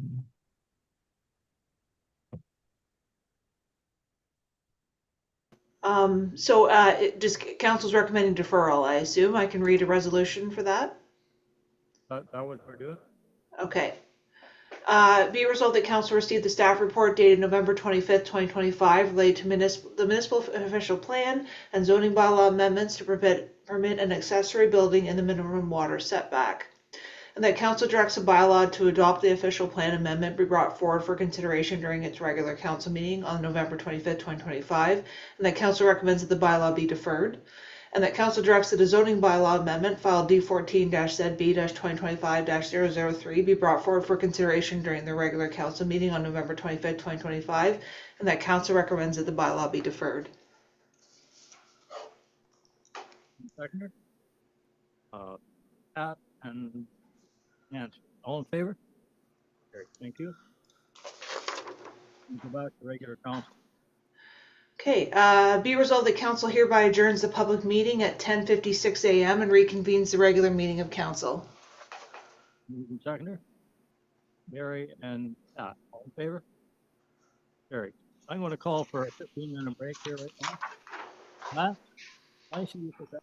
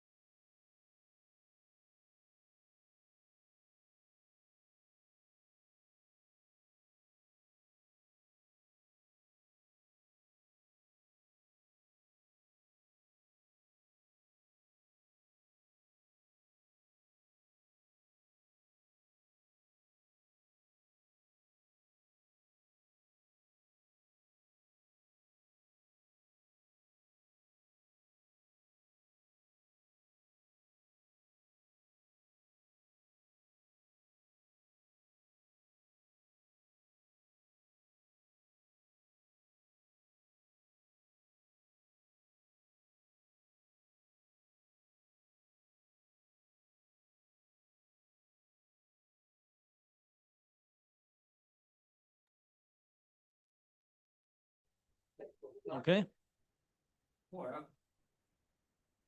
Is Mallory there?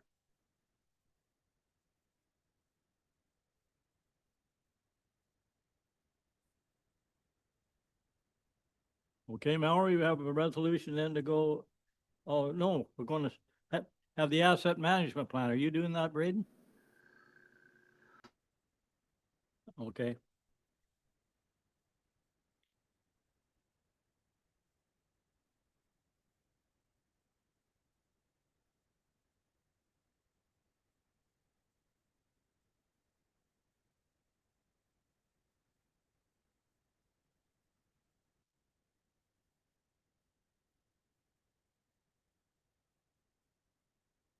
Good morning, go ahead.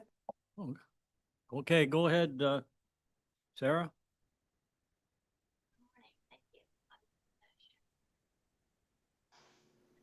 Can you hear me? Can you hear me?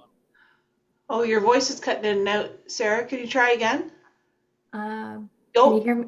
we can hear you now. Yep. Okay. Okay. Thank you so much for having me in to discuss with you the asset management plan that I had the pleasure of working with staff to develop.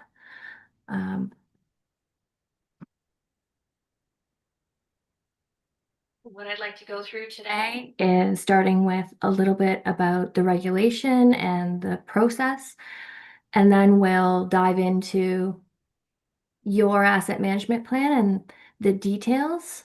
And then at the end, we can answer any questions.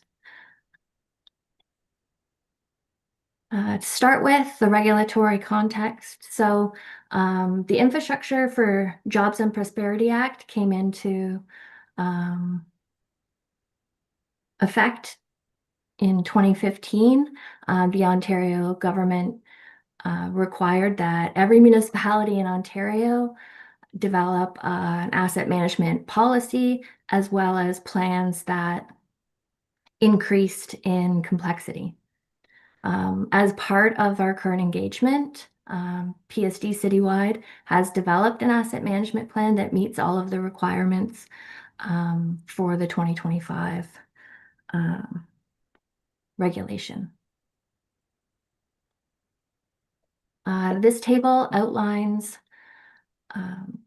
what the requirements were for each year that the municipality was responsible for developing their asset management plan. In 22, it was core infrastructure. In 2024, it was for all of their assets needed to develop current levels of service and the life cycle activities and costing associated with their assets. In 2025, we've added in proposed levels of service and a financial strategy to ensure that the municipality is moving forward and implementing their asset management plan. Your asset management plan consists of core assets such as roads, bridges and culverts, stormwater, and wastewater systems, as well as non-core infrastructure, which is fleet, facilities, equipment, and land improvements. The analysis of your asset management plan was limited to existing assets with discussion on anticipated growth and the impact that that would have on your asset management program. Asset management plans are developed in order to utilize them as important tools to discuss infrastructure and the impacts of deferring infrastructure funding and support the explanation around the efficient use of funds on infrastructure programs.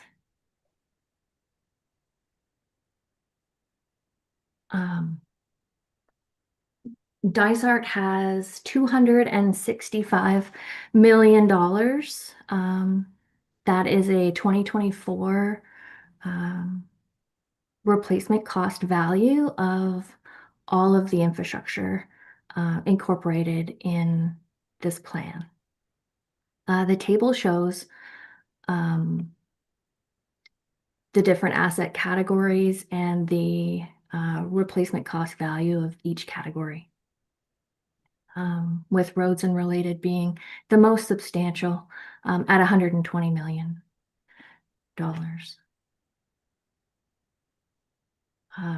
Your municipality has 78% of its infrastructure that is in fair or better condition,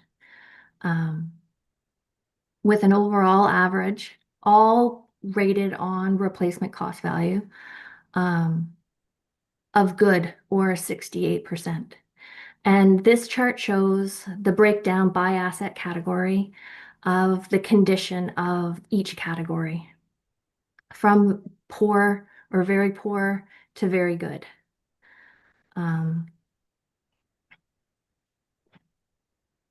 And in terms of the overall portfolio, $265 million in, on average, good condition is definitely a good news story. In terms of developing levels of service and the key aspect of your 2025 asset management plan, it's all about finding the right balance of costs and risks to the municipality and ensuring asset performance in providing affordable levels of service to your community and ensuring that you're building a sustainable asset management program.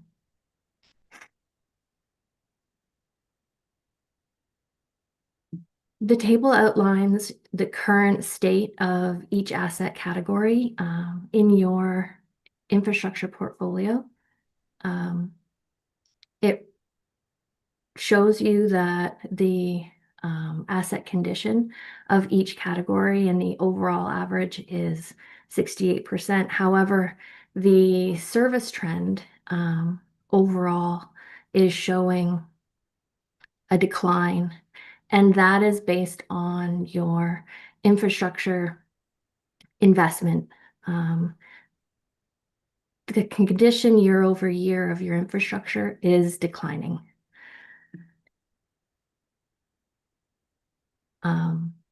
As part of the asset management plan development, we took a condition approach to the analysis in order to develop proposed levels of service.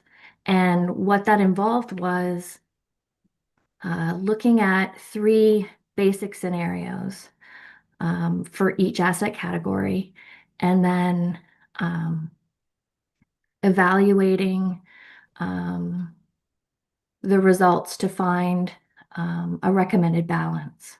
The first scenario that we looked at was your current capital reinvestment rate, how much money you've been attributing to your infrastructure program in 2025.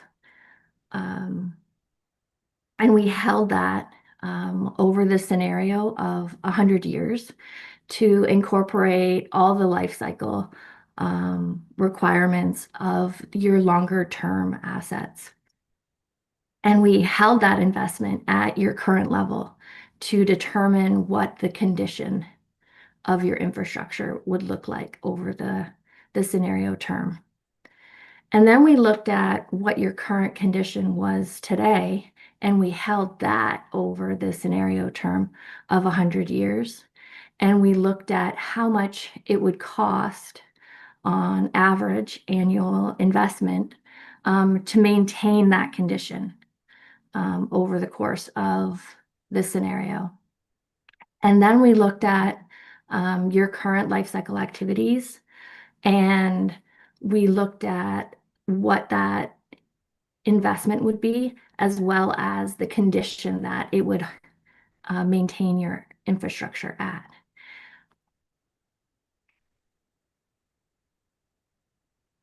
And so we broke it out into tax-funded infrastructure and wastewater infrastructure. So to start with, your tax-funded assets, the results of the 3 scenarios, it shows that the average condition of your tax-funded assets is good at 67%. And for scenario 1, the projected average condition deteriorates to poor, or 39%.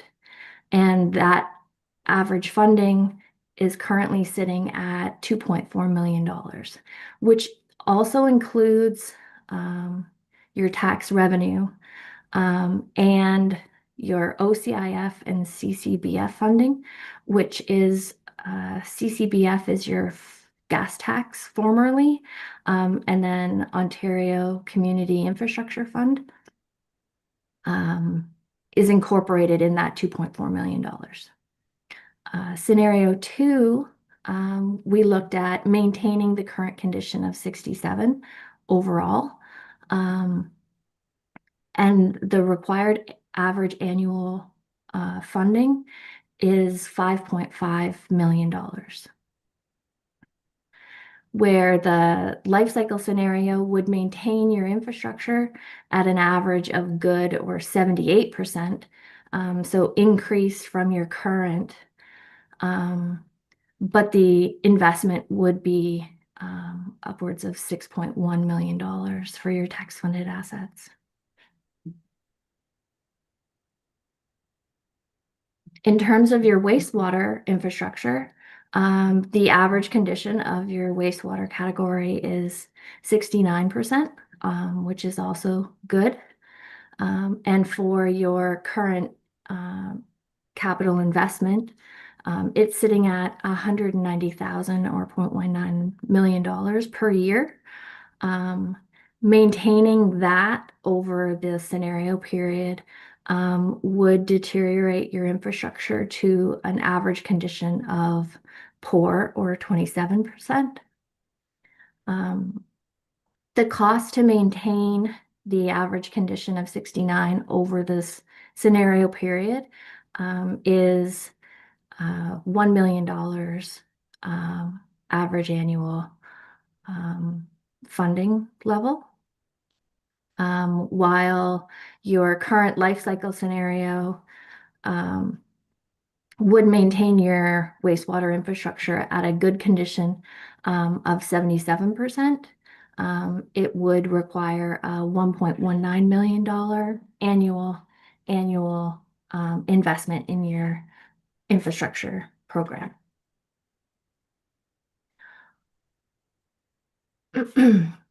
So what we were able to do, was we took a look at each asset category and we evaluated the financial implications of each scenario. And working with staff, we would recommend that the proposed levels of service moving forward are recommended to be targeting scenario 2, which is maintaining your current condition, which is setting a prudent financial goal that supports maintaining your infrastructure at its current level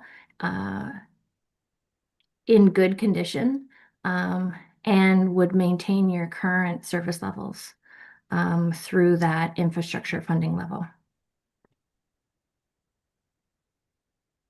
The impact that this proposed level of service has on your current rates are outlined here in terms of your tax rate and your wastewater rate. And what we would recommend is a 2.2% annual increase that is dedicated to capital. It would bring up your infrastructure funding capacity to a sustainable level in 10 years. And that would ensure that you had the necessary funding to replace or rehabilitate your existing tax-funded infrastructure. It doesn't preclude applying for grants and reducing the burden on the tax base. However, this would ensure that you would have the ability to maintain your infrastructure at the current condition should those grants not be available. And for your wastewater rates, we would recommend, again, meeting the sustainable funding level within the 10-year window with a 5.1% increase to your wastewater rate dedicated to capital infrastructure, renewal and replacement.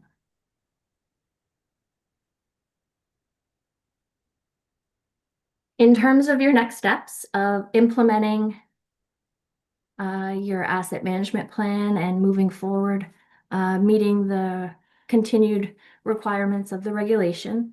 The regulation requires that you report on the progress that you've had in implementing your proposed levels of service and your asset management program annually to council. And what you're required to report is any factors that are impeding the ability to implement your asset management program and a strategy to address those identified factors. In terms of continually improving your data,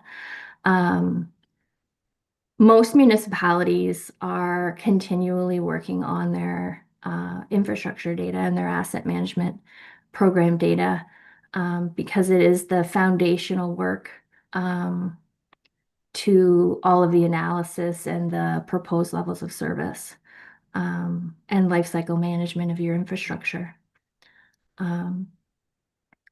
as well as continuing to incorporate field assessments to better align your infrastructure data with your operations. And in 5 years, you're required to redo your asset management plan. But continued development of your program is definitely a recommendation. Are there any questions about all the information that I've just ran through fairly quickly? I sort of have a question. I think it's going to be directed at the back there. So for our bridges and culverts, the replacement cost of 22 million, is that taking into account the bridges that we're already doing now? It's the replacement cost of all your bridge inventory, yes, including what's being replaced today. Including what we're already doing. So that would decrease in the next review, hopefully, because it wouldn't be such a big project Your total replacement cost wouldn't change. of everything. Of Okay. it saves of everything, yeah. Okay.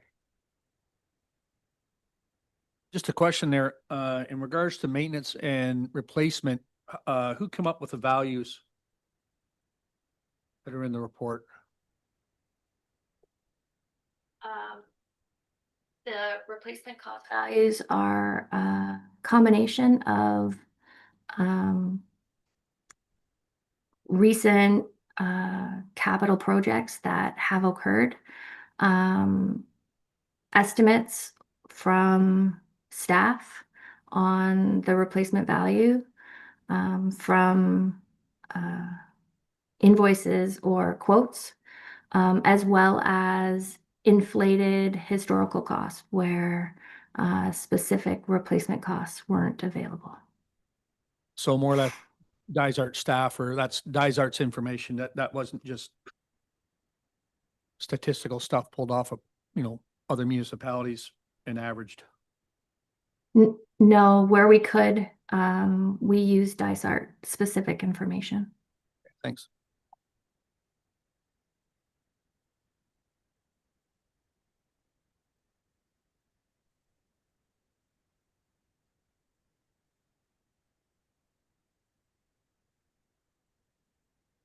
I have a report coming again a little later if you want to circle back. Yeah.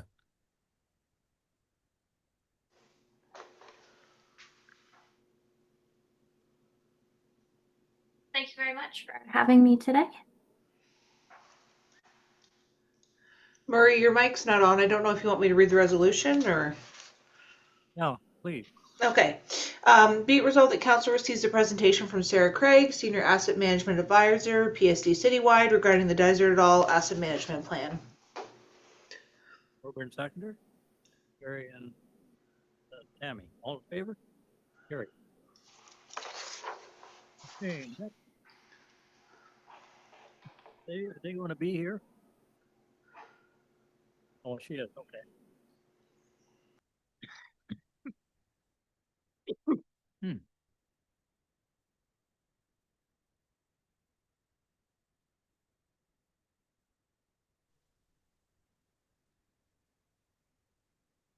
I think you're good to go, Paula.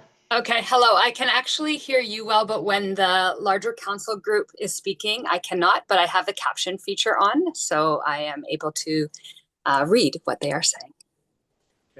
Okay, hello everyone. Mayor and council, thank you so much for having me. My name is Paula and I'm a volunteer with the Your Hometown Dentist Community Outreach Group. And we are here following up with our letter as a request to continue the subsidized lease at 739 Mountain Street in Haliburton, previously given to Volunteer Dental Outreach, and for it to be extended to Your Hometown Dentist, sharing similar goals as the charity under our Free Dental Days program with Canadian Dental Care Plan Education and Assistance Program. So at the start of 2025, we launched something called Free Dental Days. And since January, we have seen 400 people with free dental care, which has been incredible. Part of my role is providing education around the Canadian Dental Care Plan and collaborating with Peterborough Community Health Centre, OW offices, the New Canadian Centre, and helping people understand the dental care that is now available to them. When Sandy Lake evacuees came to Trent University, our outreach group designed, developed, and made a fully functional mobile dental trailer, and were able to service the evacuees at the place that they were being hosted. Since then, that mobile trailer has been invited to other places, providing outreach care. The downside is that this trailer is not winterized and not ideal in winter conditions. So we have been on the lookout on how we can best serve remote populations. At the same time, we heard that Volunteer Dental Outreach was closing. Our dentist in-laws have their residence in Haliburton and shared with us the effects that was having on the community. And so we met with Dr. Bill Kerr, who was running the Volunteer Dental Outreach, to see if our goals of our program could align with his and where we could move forward on this.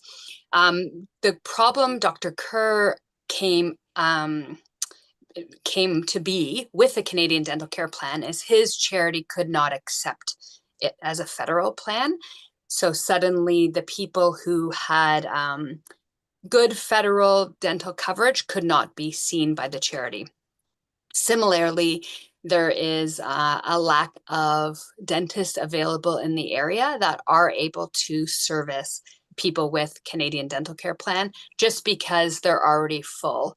My understanding is that local dentists are able to take on the Canadian Dental Care Plan for existing patients, but aren't able to take on all those that were accessing the Volunteer Dental Outreach. So it is our hope that that subsidized lease could continue and we can come in with what we offer, which is accepting that plan and helping people who further have problems with payments through our free dental day program that will be offered at that clinic. Furthermore, we're able to expand the services and include dentures, the ability to see children, and better pathways to sedation dentistry and same-day emergency dentistry. So I'm here today to ask that subsidized lease be able to be continued on to us to provide that needed dental care to your, you could say, vulnerable population. Whether or not they're on CDCP, we would be open to anyone, but getting more dental care to your area. I'll do my best with questions. Can you tell me, are you there just one day a week then? No, we would begin based on need. We imagine it would be 2 to 3 days. Okay. We have been told there is need, and we certainly have the staff ready and available. Okay. If they had emergency care on a day that wasn't needed, their pathway would be to Peterborough for emergencies on a non-open day. Any questions? No, sounds like a good needed service. No? Thank you. Thank you very much, Paula. Okay, Mallory, resolution. So I have a resolution to acknowledge receipt of delegation. Do you want staff to return to a meeting with a lease agreement for your hometown dentist based on this, or does council have discussion with that? I think council were nodding their head for an agreement. Okay. Okay, so I'm just gonna dental outreach. Let me read this and make sure it makes sense. Okay, be it resolved that council acknowledges receipt of the delegation from Paul Crawford, outreach coordinator for your hometown dentist, requesting to continue the subsidized lease previously granted to the volunteer dental outreach at 739 Mountain Street in Haliburton. And that further that council directs staff to return to a future meeting with a lease agreement for your hometown dentist following the same subsidized lease structure as previously granted to volunteer dental outreach. Does that sound okay? Moving. Favor? Carry. Thank you. Thank you. Fire department. Thank you. There he is. Go ahead. Well, good morning, Mr. Mayor, members of council. Thank you very much for having me in. Happy to be able to be here today. Sometimes I disappear, unfortunately. Just quick, my standard report for October. Once again, for this year, we are up call volume. I did allude to the fact that our firefighter hours were up. I didn't know the actual numbers at the time, but just to sort of throw it out there, we had for October of 2024, 275 man hours. For October of 2025, we had 693 man hours. So some of our individual firefighters gave upwards of 48 hours of volunteer time just for October this year due to the dry weather and brush fires that we attended, and one structure fire involved in that.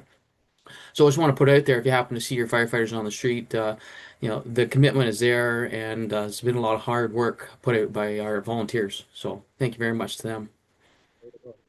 Then I also have two other reports. Sorry, if there's any questions, I guess, before I move on. We could do the resolution on that. So be it resolved that council acknowledges receipt of the fire department report for October 2025. Gary and Paul, all in favor? Gary. Okay. Okay. We'll look at the next one. Okay, so the next item. Sorry, Mallory. Nope, sorry, I was just saying you're good to go. Okay, sorry. So the next item is bylaw 2025-108, a revised emergency management program response plan. Basically, this is just a chance for the councilors to have an annual review and propose any questions. There's been no proposed changes to the existing plan. The only adjustments are to the annexes, which go along with the bylaw, which are updates as contact information, that sort of thing. So I'm certainly happy to meet with councilors to discuss some of those annexes if they're interested at some point. But for the basic bylaw, this is just a standard review and an opportunity to ask questions in case you haven't seen it previously. So, So there's really no change in that. Okay. Resolution then, if no question. Be it resolved that bylaw number 2025-108, being a bylaw for regulating an emergency management program and emergency response plan to meet the requirements under the Emergency Management and Civil Protection Act and the municipality of Desert et al. Be read a first, second, and third time, passed, signed, the corporate seal attached thereto.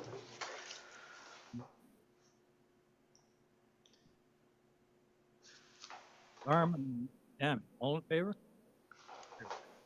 Okay, next. Great, Mallory? Yeah, next one. Okay, and then the next is bylaw 2025-109, tiered response agreement with the County of Haliburton. This is for our medical response agreement, working with the county paramedic services.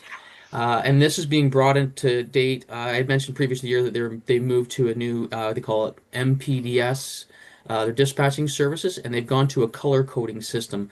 So this is basically a revamp of the existing agreement to now go with their color coding terminology versus their priority numbers. So as I said, with this, the intent is they are going to dig down a lot further and they're getting more information. So their color coding will reflect on us not responding for as many things. And that seems to be the case over the course of the summer here, reflecting on some of our call responses. But the intent of the whole agreement is, again, in alignment with what we had already previously agreed to. We respond for chest pains and difficulty breathing and uncontrolled bleeds and that sort of thing, or response times when they're expected to be more than 20 minutes to a site. So again, that's aligned with what we had previously. It was just the color coding system is the main change here. Any questions? Okay, resolution. Be it resolved that bylaw number 2025-109, being a bylaw to authorize the execution of a tiered response agreement with the County of Haliburton, be read a first, second, and third time, passed, signed, the corporate seal attached thereto. Tammy and Barry, all in favor? Oh, that's not a good time. Do you have to go, Dan, or? No, it's okay. Stacy got it to the desk, but it was just Okay. laying right beside my microphone here. Apologies. That's okay. Okay, go ahead, Dan. Okay, so then third bylaw for review, number 2025-111, fire protection agreement between Municipality of Dysart and Highlands East. And it's been a while since this has been updated. I believe it was 2015 was the last time that it was formally updated, so it's been 10 years. Again, the intent of all of our relationship with Highlands East is to stay the same, but we've gone a lot more detail here to be clear, so it's very, very clear as to what services we're offering. Previously, it just basically said fire services, so now there's rescues, water rescues, so the same sort of things that we would reciprocate for a mutual aid agreement. These are formal agreements that they will provide in all of Harcourt Township for us, as well as a little bit beyond that, and where we reciprocate over to Kosh Long Lake, so Camp Wanakita area. So again, to avoid the travel between the areas. So I did confirm with Chief Bowman this morning. He was able to send this in front of his council last week, and there was no changes recommended. They are happy with the agreement as this is stated. And just if there are any questions from our councilors, otherwise, the financial and stuff like that, they were happy with, and we should be able to carry on. This is a good deal for everybody. Hey, resolution. Be resolved that bylaw number 2025-111, being a bylaw to authorize the execution of fire protection agreements with the Township of Highlands East, be read a first, second, and third time, passed, signed, the corporate seal attached thereto. Resolution. Yep. Resolution. I just read it. Mover and seconder. Farm, all in favor? Sorry, I'm half asleep here. Wonderful. Thank you very much for your time. Have a good day. Okay, Parks and Recreation. Andrew and Andrew. So, Marty, that first, sorry, Andy, I didn't mean to cut you off. That first item there is just an update from Pamela Marcells about the community bike hub. So they're going to partner with the Sculpture Forest to make application to Young Canada Works to attempt to hire a summer student for 16 weeks. So that person would work out of the Caboose Bike Hub and would also help to promote the Sculpture Forest. So that's good. and they've been pretty successful with that in the past. So that's just so the municipality's up to date on their efforts to get funding. Using the caboose at no charge to us. Exactly. So that's the update on that. And I have a resolution unless anyone has questions. Okay. Okay, be resolved that council receives a letter dated November 25th, 2025 from Pamela Marcellos regarding the Caboose Bike Hub as information. Harry and all in favor? Okay, the next, the snowmobile. Good morning. The staff were asked to explore options to bring snowmobilers closer to the east end of town. The staff met with the Haliburton County Snowmobile Association to explore possible options of bringing snowmobilers closer to town and potential grooming options. HCSA is happy with the current parking area. They said many snowmobilers park there and walk to most of the restaurants along both Highland and Maple Avenue without complaint. The HCSA was more concerned about getting snowmobilers to town when the lake is not safe for travel. There is potential to have snowmobilers travel parallel to Head Lake walking trail from Sam Slick Park to the boat launch. To do this, council would have to assume responsibility and liability for the trail, as HCSA is not able to add any more trails to the, and their groomer would not be able to fit along this trail. Stakes and signs would have to be purchased to depict the correct route for snowmobiles to travel. From the boat launch, snowmobilers would have to travel through Head Lake parking lot, crossing into the designated snowmobiling parking area just before the Welcome Center. Again, council would have to assume liability for this newly created trail.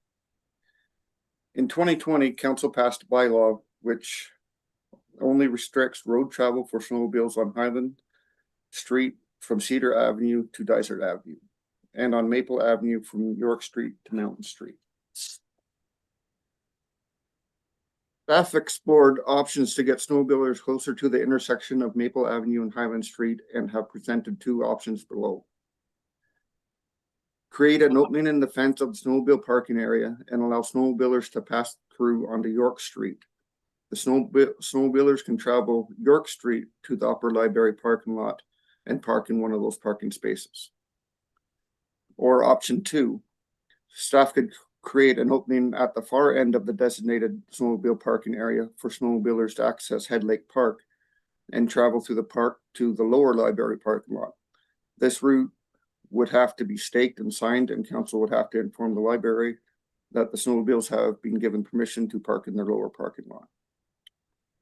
If council selects option two, there is a possibility for park infrastructure to be damaged, including benches, sprinklers systems, paved pathways, and that there will be a higher risk of snowmobilers diverting off the marked trail. Prior to the implementation of the designated snowmobile parking area, infrastructure in Head Lake Park was damaged by snowmobilers driving freely throughout the park. This damage stopped once the designated parking area was installed. We should take option one then, should we? Option one makes the most sense and it's straightforward. So does council agree for snowmobiles to travel along York Street?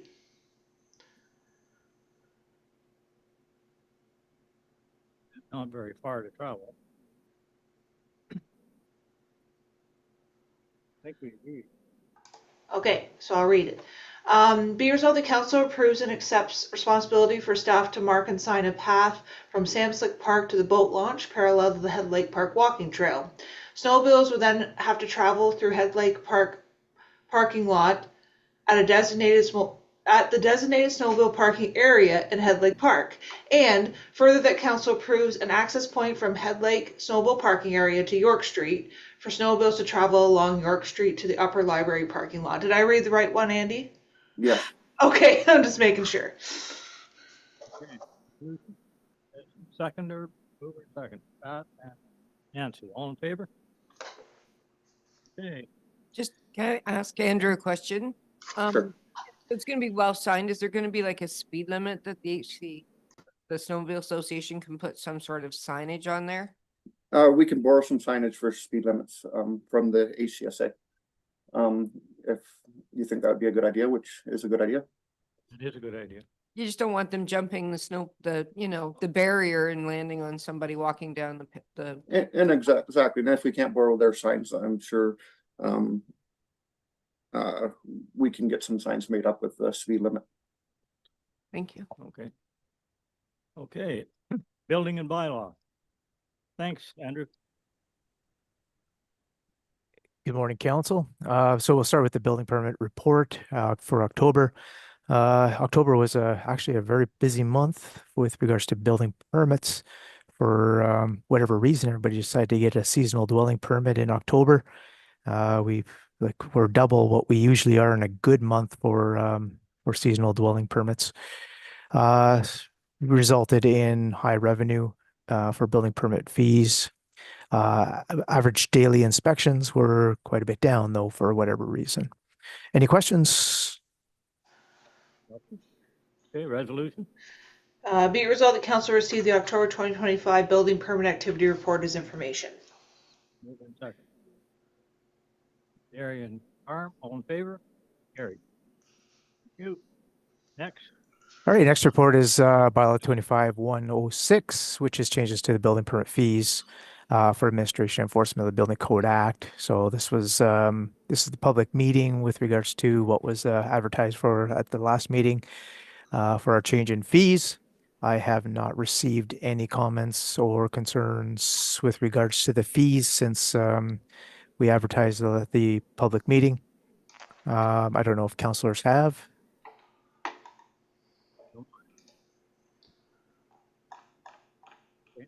How much of a change is it? So we're looking at 10% change for 2026, and then another 10% change over for 2027. That keeps us competitive with our neighbors? Correct. Yeah. So even the local municipalities, they're actually changing to they're doing it sounds like they're doing a 20% increase right away up to for 2026. We're kind of stepping it. We're 10% changes. All right, we have resolution. Be it resolved that bylaw 2025-106, being a bylaw respecting construction, demolition, and change of use permits and inspections, be read a first, second, third time, pass, sign the corporate seal thereto, attached thereto. Walt and Tammy, all in favor? Carried. Headline, Head Lake Shore. Line. Yeah, so this report comes as based on discussion from last month and further follow up with regards to the removal of the tag alders from the Head Lake Park along the trail system between the boat launch and high school. So our site alteration bylaw would not permit the removal of these tag alders, but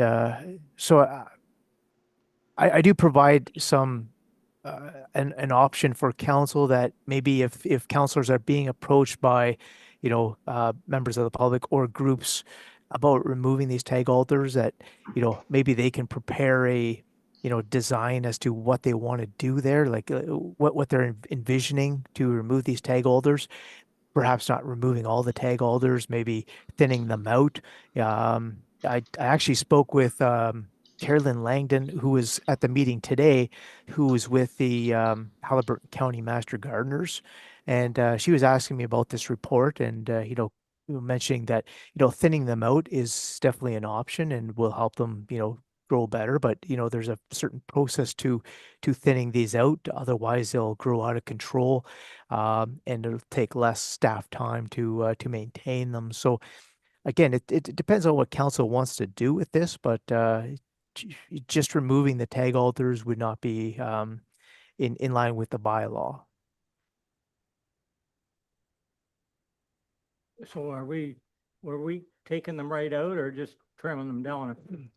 Murray, the proposal was to trim not just the tag hollers, but anything along the lakefront there is maintenance on that note. Like the tag hollers would not be dug out of the lake shore on that note. They'd be trimmed off, same as cutting down any parts of the willows that are down there that are dead, or there's an uprooted stump of a old spruce that blew down in the summer that's still sitting up there. It's just to, again, not take away the performance of the shoreline by any stretch of the imagination. It's just tidying it up.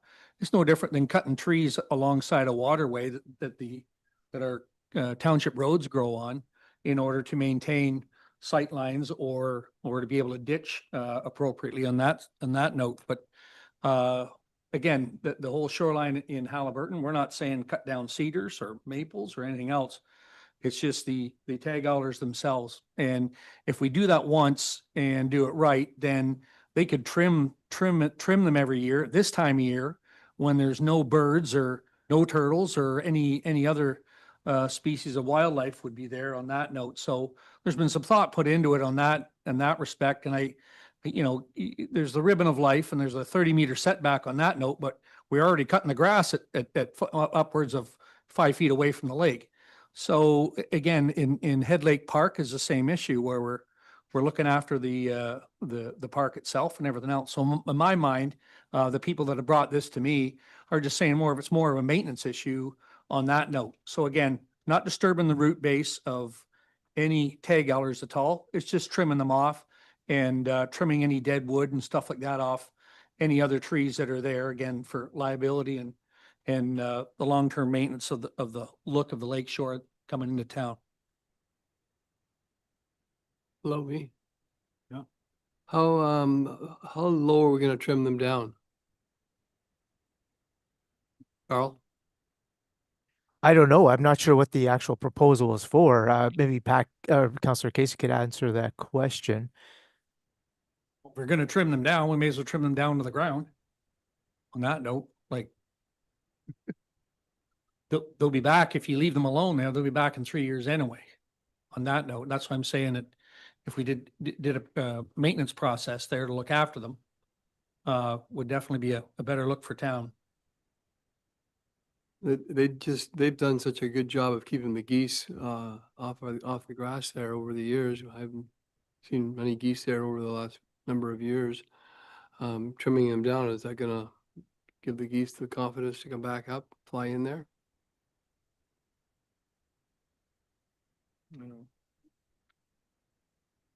I don't know.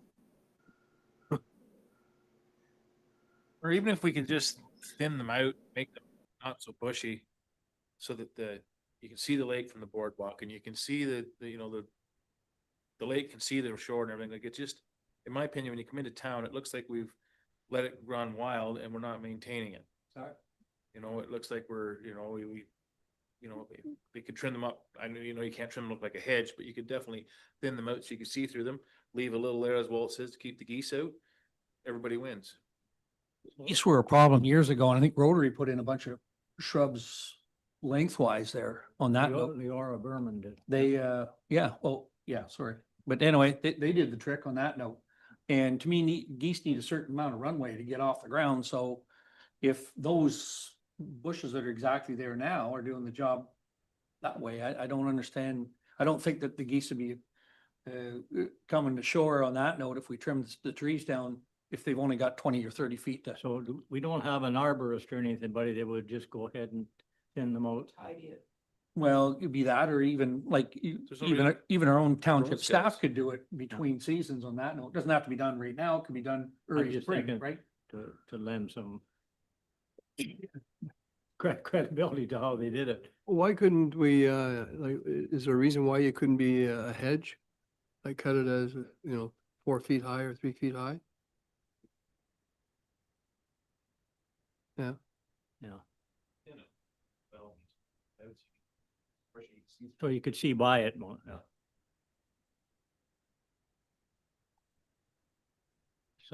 Who's good? We're stuck. Well, Well, I'd like to see, could we talk to Dave at the Roads and say, Dave, what's your opinion? Could our staff do this?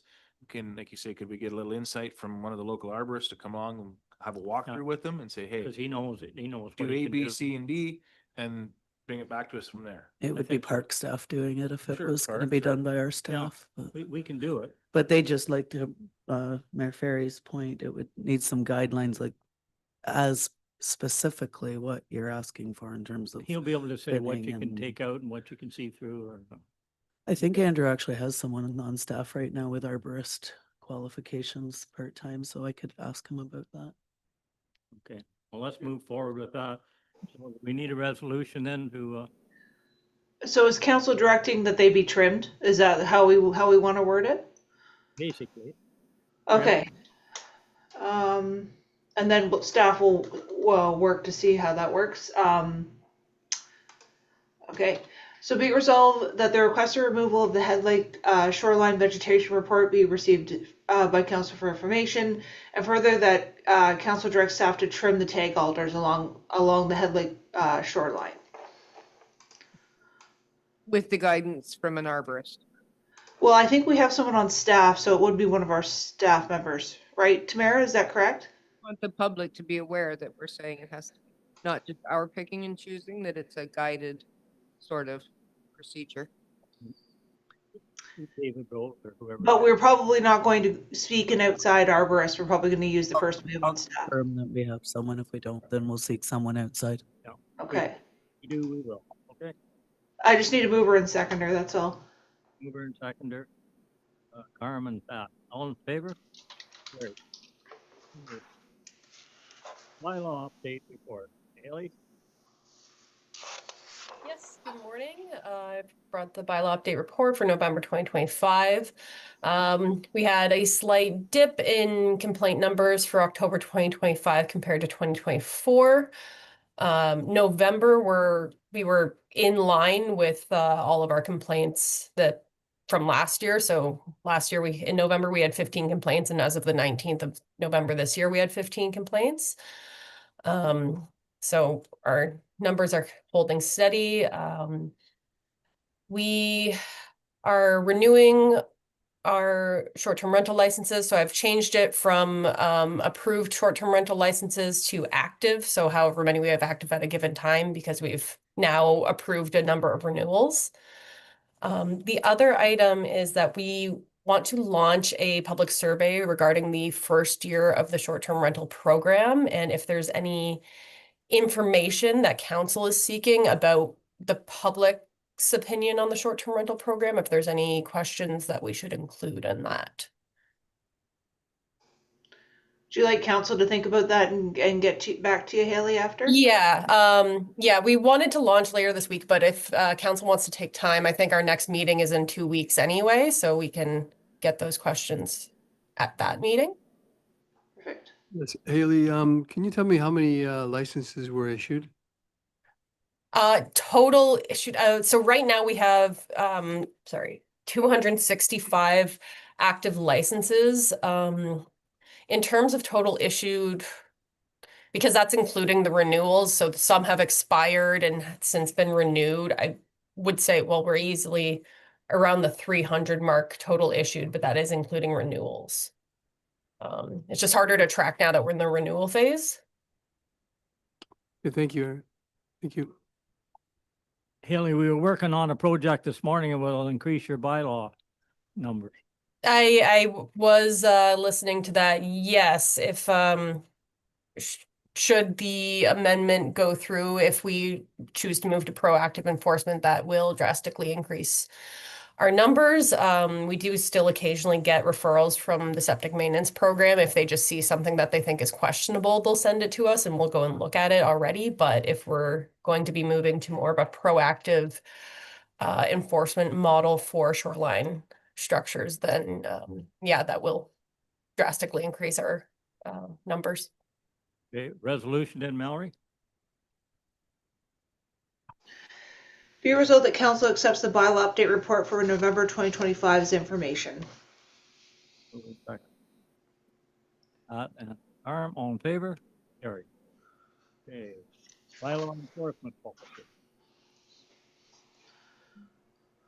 So this is a bylaw to adopt the enforcement policy that was brought to council last month. Oh, yep. Questions on that again? Okay, I'll read the resolution. Be it resolved that bylaw 2025-107, being a bylaw to enact a bylaw enforcement policy, be read a first, second, and third time, passed, signed, the corporate seal attached thereto. open second. Barry and Paul, all in favor? Carried. Could I just ask Haley a quick question? Yeah. Haley, I'm going to ask this question again to you, but I get stopped on the street quite often, Wigamog. Wigamog, yes. I got an email back from our lawyer. They're still gathering some information. He emailed me about last month. So there's still some information that he's trying to gather as to how to move forward with that. But he's got everything he needs from us, I assume? Yeah. Okay. Can you just give us a Coles Note version, what to think could happen here in the next 3 months, 6 months, or a year? I don't know that I have a accurate guess or thoughts. I haven't actually gotten a lot of information back from our lawyer as to what he thinks our course of action should be. In terms of the next couple months, I'll follow up with him just to see where he's at, just because it has been sitting for a little while. But I don't have, I couldn't confidently provide an answer to that question. Thank you. Okay, yes, Pam. Can you, do you have already questions that you want to do with the survey for the short-term rentals? You already have questions for the Yeah, survey? I already have a few, some questions drafted. Generally speaking, getting the demographics of the survey respondents, and then based off those demographics, seeing what their interest, certain items. So I've already asked about how they feel it addresses noise, parking, waste management, impact on the neighborhood. And then I also have some questions for specifically the STR hosts and their feedback on the program. Okay, great. So Can you send that to us? So, because that way we might have other questions once we see your questions. Okay. Yep. Thanks. Okay, Haley, and for clarity, we're still on the forward movement of the tax sale at yes, Wigamog. Is that correct? yeah, and fine, On them both. One of the timelines for those does December, I think. February? I think that would be a finance question. Yeah, that's definitely a finance question. Thank you. Okay, resolution? We did, didn't we? We did it. Yeah, we're into Public Works now. Dave? I think I saw him there a minute ago. Hi, good morning, council. My road maintenance status report for October 2025. So that's bridges and culverts. Bridge Green Lake Road is ongoing for replacement. We have culvert replacements, multiple culvert replacements on Albion Crescent. Brushing and tree removal. So we have multiple areas where Yard Boys was doing brushing. They completed that October 21st. We have ditching and berming, so that was also in Albion Crescent, Bishop, Emerson Court, Plowshare, Glebe, Sand Cane, and Farmcrest, which is complete, and we've moved on from those locations now.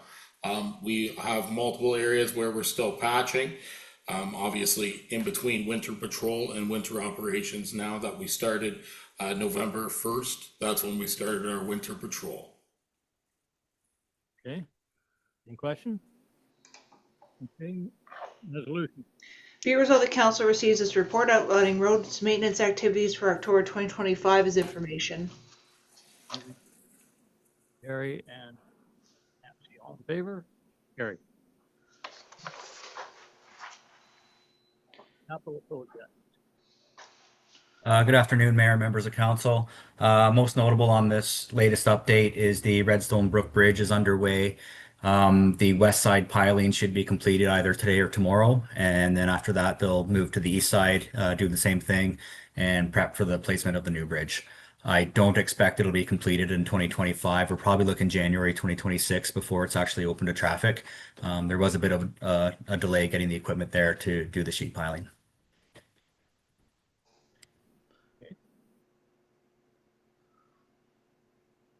Did you have any kind of an update on the Head Lake Bridge at this point? I did get something back. I haven't had time to thoroughly review it, but I expect to have something at next month's council meeting. And that's in 2 weeks, isn't it? Yeah, that's in 2 Yes. weeks. Far away, okay. Resolution and Mallory. Be it resolved that council received the November update on the 2025 capital projects as information. Mover and seconder. Carmen, all in favor? Carried. Provincial pothole prevention. Yes, so the province initiated a pothole prevention and repair program. A couple of weeks ago, they put an announcement out. It's open to all municipalities with a population of 10,000 or less, which includes Dysart. The ceiling for this is about $39,000, and it's application based. So staff are looking ahead to submit an application prior to December 12th. If we are successful, we'll be making a recommendation to add the funds to the capital resurfacing project. Resolution. Be it resolved that council received the Ministry of Transportation correspondence outlining the provincial pothole prevention repair program as information.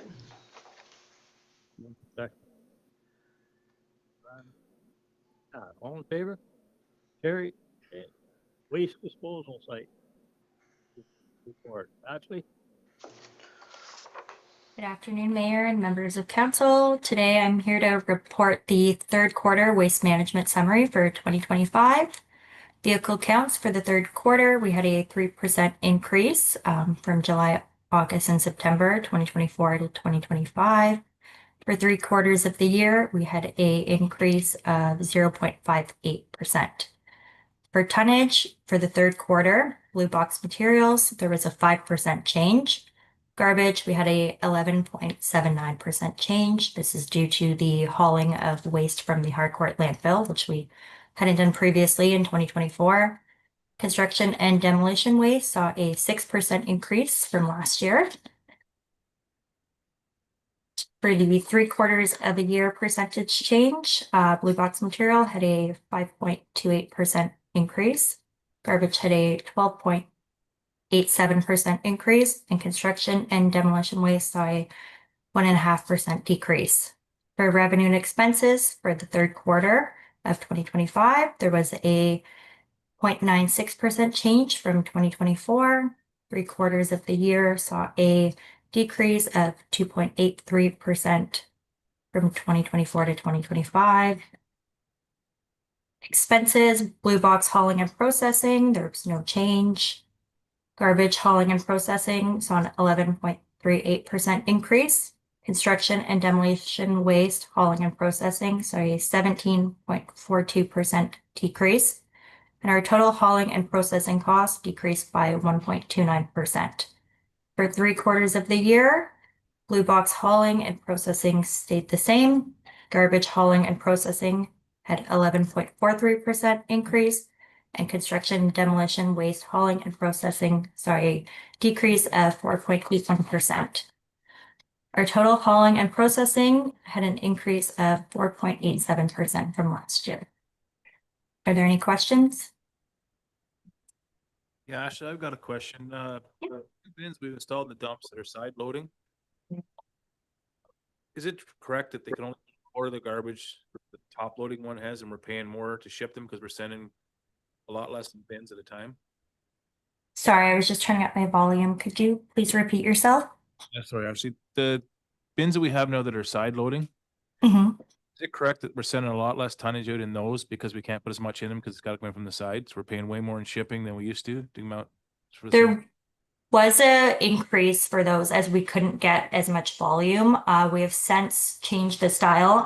We have 2 bins that we've implemented with Mid-Ontario that have smaller openings on top. They still have the mesh metal lids just so we can get the compaction rate down. I have put in my budget to request we have more of those for 2026. We are changing it from the side loading bins. We only use those when needed. Thanks. Lately, we haven't had them in circulation, especially with winter. Okay, resolution? Be resolved that council received the third quarter 2025 waste management summary for information. And all in favor? Carry. Okay, finance. Check summary, it's out there. Brandon, Yep. First one's just the October check summary, housekeeping item. okay, resolution? Be it resolved that council acknowledges receipt of the October 2025 check summary. Moved and seconded. Carry and Arm, all in favor? Carry. Okay, next. The next Albert one. Guild Finance. So this is a follow-up from last meeting when Rails End Gallery was here to ask for an extension of their lease to allow them to apply for funding. Okay. I'll read the resolution. Be it resolved that bylaw number 2025-112, being a bylaw to authorize a lease agreement with the Halbert Highlands Guild of Fine Arts, be read a first, second, and third time, passed, signed, the corporate seal attached thereto. Second, Nancy and Pat, all in favor? Carry. Okay, asset management plan. So I won't regurgitate anything that you heard already today. The asset management plan is in your packages. It's 100 pages and there's a lot of information in there to go through. And it's basically a culmination of 7 years of gradually phased in legislation. We started with a strategic asset management policy in 2019, and now you have the plan that's in front of you today, which is the final iteration. It'll need an update every 5 years, and every year we have to report back to council on how we're doing at implementing what's in that report. The purpose of the regulation as a whole is to make sure that we're sustainably funding the infrastructure that we own. It was an attempt at a public engagement component as well. We had less than 2% participation rate, so the results aren't really reflective of the resident as a whole, but high level, there was the greatest satisfaction in terms of the road infrastructure, the bridge infrastructure, fire services, greatest dissatisfaction with sidewalks and community centers. They were flagged pretty often as an area where the community wanted to see greater investment. And unsurprisingly, the vast majority of residents, when asked, wanted to either maintain or increase the level of service at their. When we look at the financial recommendations that are coming in the plan, and the phase-in, and the request for tax and water or sewer rate increases, the overall assumption that's being made in the plan is that it's desirable council that the current level of service being offered to the community is what you want to continue offering in the future. And so the funding strategy that comes into play takes that into consideration. It's built. We're doing ours over 10 years. Yeah. So the wastewater is a 10-year phase-in. In the 2020 plan, the request came for an 8.1% sewer service rate increase. When we ran the math this year, so that's supposed to extend until 2031. In this plan, we're asking for 5.1% over 10 more years. So the math of 8.1 over 6 and 5.1 over 10, they're close. It's a little more now in total, but that's where that's coming from. To a user, it would mean an increase from $871 right now in a ERU fee to $915 next year. It would give us another $70,000 in funding in next year's budget. Okay. Okay. Could you repeat those numbers again, please? Yep. So next year's ERU fee would go up from $871 to $915. And on that basis, we expect about 70,000 more in funding for the budget for sewer specifically. Thank you. It's 50 bucks, isn't it? Okay.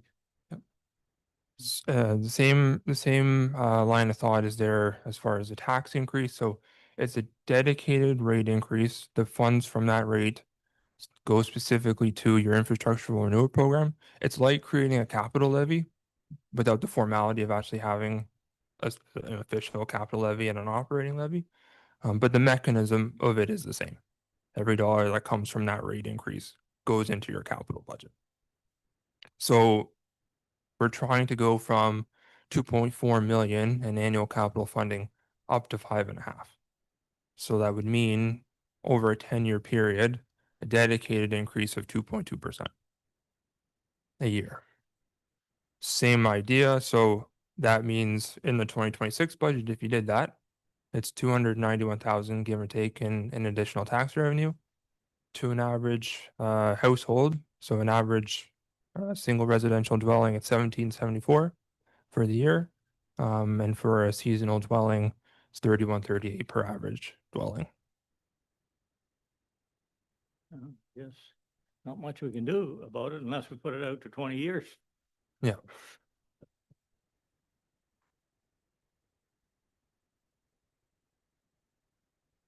Pardon? Oh, yeah.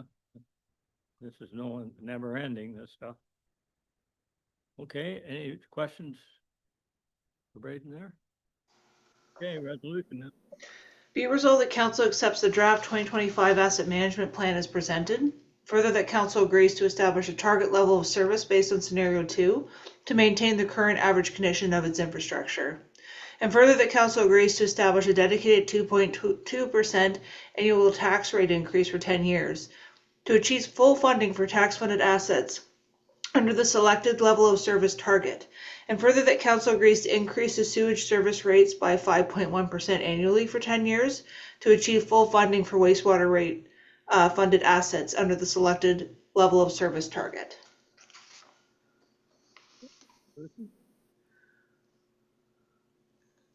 Mover and second.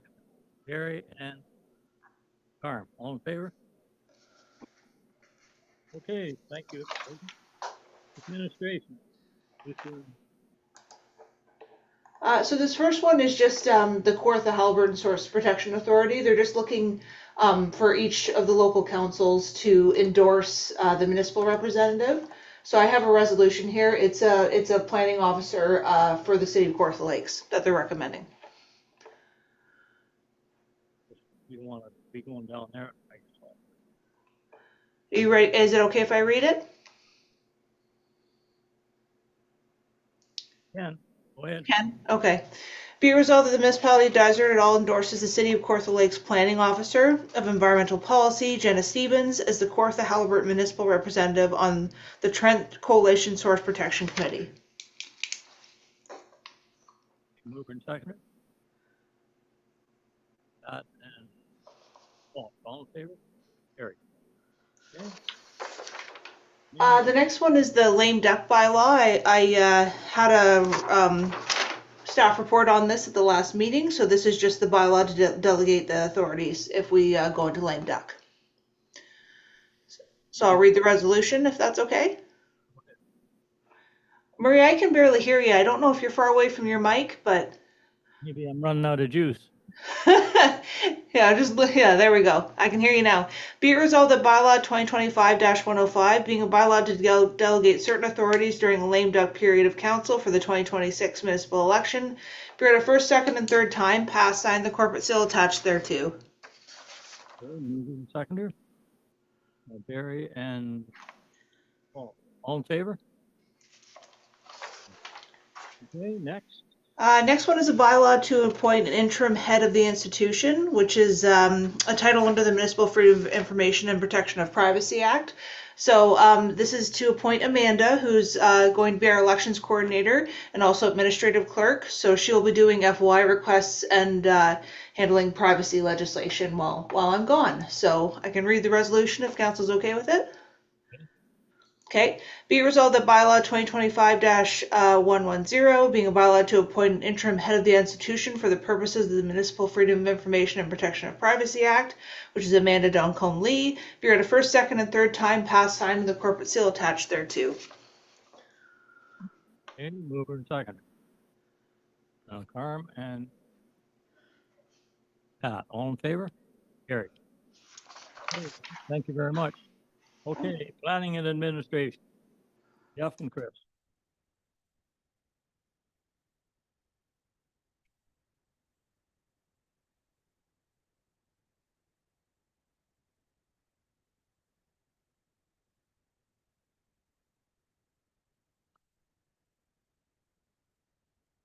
Okay, Jeff? Yeah, good afternoon. So this is, first item is the official plan and zoning amendments discussed this morning at the public meeting. Council at that public meeting recommended deferral. And I'm just looking to see how council would like to proceed. Good question. How do we want to proceed?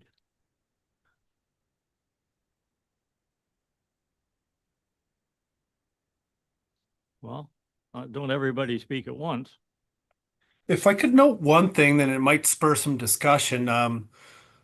There was a lot of discussions about going out for more public consultation this morning, and and I appreciate the fact that lake associations don't speak for all.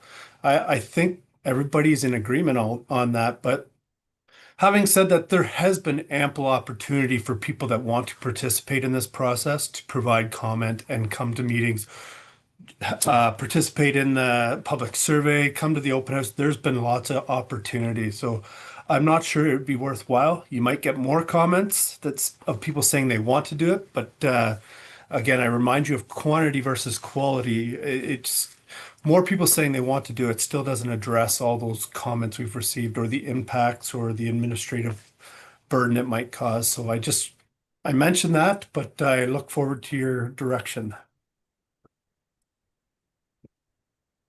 Jeff, do you think if we changed the setbacks at all or anything like that would be beneficial? Sorry, could you say that again? Do you think if we change the setbacks from 0 to 2 meters, 0 to 5 meters in a shed to 10 to 15 do you think that would appease any of these people or be a happy medium? Yes, listening to some of the comments today, I think there is a happy medium. Obviously, the easiest way would be to leave it as is in terms of administrative burdens, impacts, but maybe there is a medium ground where people can balance that built form and the shoreline development. Some of the things I heard that maybe were reasons to consider a structure, the biggest one to me is slopes. So I haven't heard any justification for sheds in the setback other than on steep slopes. Like there's nothing stopping someone from walking 66 feet to get something on a flat lot.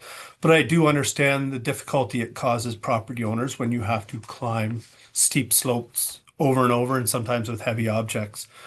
One of the other things was safety and security. People want to lock up their items, and understandably, especially if stuff's going missing.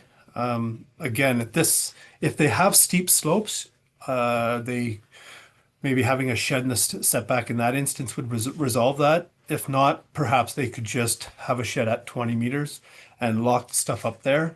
Other options might be deck boxes with locks on them for some of the smaller items like life jackets and paddles and stuff like that. One of the other things, and I think this was one of the reasons for our council starting this process, it was health in terms of sun exposure, and even bugs. And maybe there is a happy medium for gazebos around 5 meters so that shoreline vegetation buffer can remain intact. We don't change the longstanding policies for natural shorelines. But yeah, the impacts at 0 meters are hard to overcome. Looking back, and I know I'm talking a long time, looking back, following the public meeting, I did make some recommendations, and it was kind of along what I just said. I think I recommended against saunas. I recommended against sheds unless you had a steep slope, kind of like the Percy policy, so 15%. And I said that perhaps gazebos would likely be okay, subject to limitations on size and height, but increased setback, something like 5 meters, which is only roughly 15 feet. A couple comments, Jeff. Again, thinking about what's went on here. If we kept the gazebo component outside of the ribbon of life. And again, let's be honest with everyone here.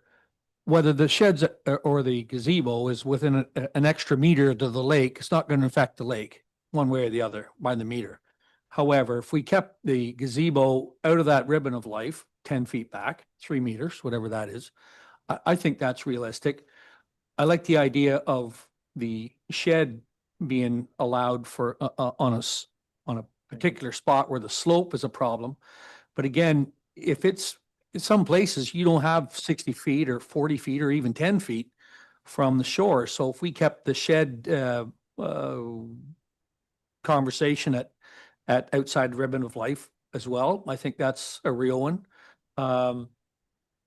And again, part of the whole reason for this whole thing was to try and I'm going to say see less or help the people that have got existing buildings on their lots now. Like that is a big thing. Like again, if 60, again, I use that running my mouth off, 60% of people would be non-compliant with what they've had over generations of cottagers that were permitted to, or did that type of a thing, whether we grandfather in what's existing there, and these new rules apply to new properties.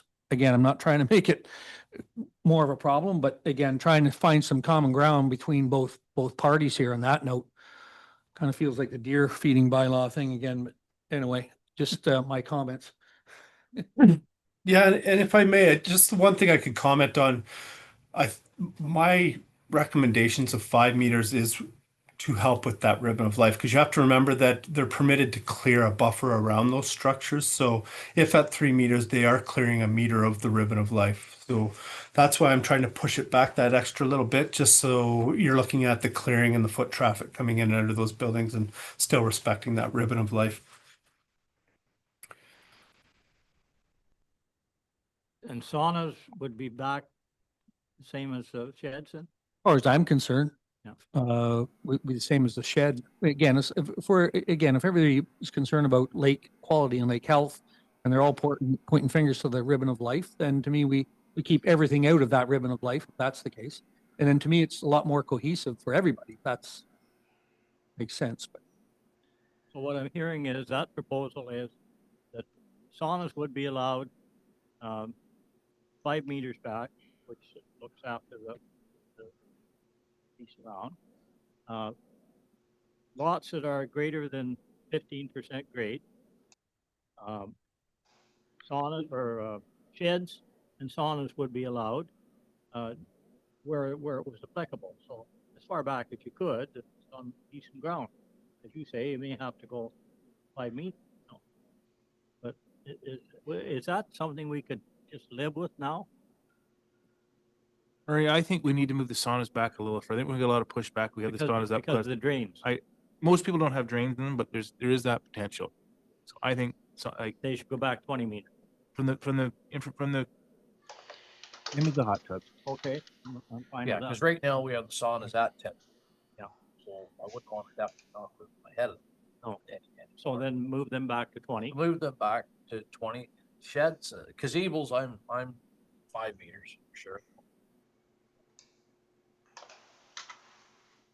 And what are council's thoughts on sheds? I know with steep slopes, we're saying that it would be reduced, potentially. What would the reduction be on a steep slope? And then what would it be on a flat lot? Well, I agree with Jeff. If you can't walk 60 feet in a flat lot to your shed, Yeah.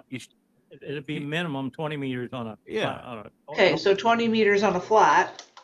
Because likely 80% of our buildings now are 20 meters back. Like the old grills were 66 feet, Yeah, they right? were, yeah. So 80-90% of our development is at that Is rule. a cottage gazebo. Exactly. That's what I mean. And then Jeff, I know that you would recommend initially that if there was a steep slope, you'd have a shed within the setback. What was the setback for that shed that would be in the steep slope? Did you say, or? I made reference to the Percy Lake policy. Right now, theirs is a 9.3 square meter shed, so 100 square feet at 4 meters. 4 meters. I was recommending 5 meters just to give a little bit more buffer for foot traffic and clearing and stuff like that. So what would council want if it was on a steep slope? Would they want 4 or 5 meters back? Can we not go with, what Percy Lake is? You can, yep. It's already there. 4.5. 4 point. Yeah. Was it 4 meters back, Jeff, on Percy Lake? Correct. Okay. In terms of structures that are already illegal, the other issue is that if they're on municipal land, they have to buy to legalize it, they have to buy the land underneath it. So I don't think it's going to be a you're all okay sort of situation with a lot of these structures. They're probably on public land. So nothing simple with this one. Can't do anything about that. We've had an opinion from a lawyer and our insurance company. That's correct. There's nothing else we can do about it other than if the shed is important, it's going to be a very, very expensive shed. And that's just the reality of it. Yeah, because you can't build something on land you don't own. No, that's No, right. you can't. Well, you can, obviously, but you get caught eventually, right? Can we live with that policy then? I think we're close here now. So right now we have sauna setback 20 meters. 20 meters for sheds on flat lands. Sheds can be within the setback on a steep slope lot.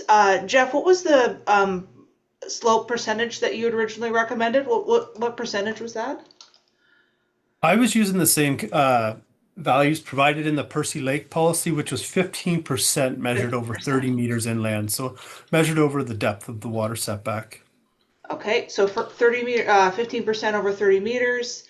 And then if they have to be, if they have that steep of a slope, it could be within 4 meters of the water setback, the shed.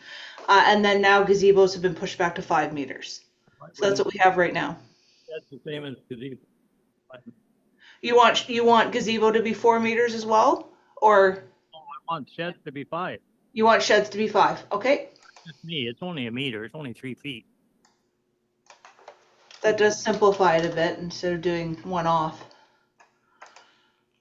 Now, to complicate it a little bit, who's going to measure that 15%? Like, what kind of proof do they have to have that?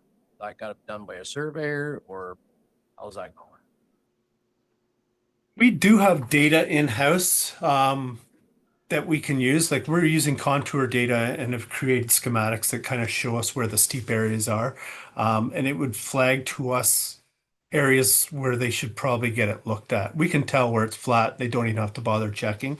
But we can tell where it's close to 15%. And we would probably request confirmation at that time. The good thing is, well, good thing for us is most people are going to have to purchase their shore road allowance. They're going to have to get a survey during that process. So it might not be the most difficult thing for them to get that data. I think you're right, Barry. Okay, no, I'd like to comment. thank you. Yes. Yeah, I agree with pretty well everything we've been saying here, because I said that earlier in the presentation that was here, all the people talking, the delegation, that 3 to 5 meters. I can definitely live with that for gazebos, and I said about the sheds and the saunas, we all seem to agree now that 15 to 20 meters for sure, 20, I'm for 20. And the slopes, and it's just common sense to me that somebody has a real slope lot, he should be able to have a shed down there also. And maybe it's not a lot of room down there, so we should compensate for that, which I think we're doing. So I think we're touching all bases here. Yeah, I do too. I think we've got a good compromise here, especially if you got to buy the shoreline. That'll stop a lot of it. Yeah. Okay, can we put that in a resolution? Can I just get one clarification with regards to the saunas and sheds?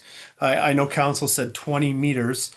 Do they mean 20? Do you mean 20 meters or as is? Right now it's 20 meters on the older lots, which is 90% of the lots, but it's 30 meters for newer lots created as of 2005. So are you looking to keep that as is, or are you looking to reduce that to the 20 meters for all lots? I think I'm thinking across the board to simplify things. But that's, I agree, Barry. If we keep it simple, people are more apt to follow it on that note. and again, I'm thinking, what's the difference? If you have a 30 meter setback On the 30 and you have a 20 20 meter for your shed, I mean, you're no different than 90% of the Except houses. that your are cottages are going to be back 30. Sorry, what's up? The cottages are back 30. The cottages are And back the other 30. ones they're only 20. They're only 20. So the cottages that are back 30 are gonna be allowed to put a shed in front of their Front of cottage the cottage. now. 10 meters in front of their cottage, 30 feet. 30. I, But I'm thinking most people aren't gonna want a shed stuck between their view of the No, cottage and the I lake. think not either. They'll put it back. It's only the steep slope people that obviously can't see it and need the convenience. Yeah, they need the exception.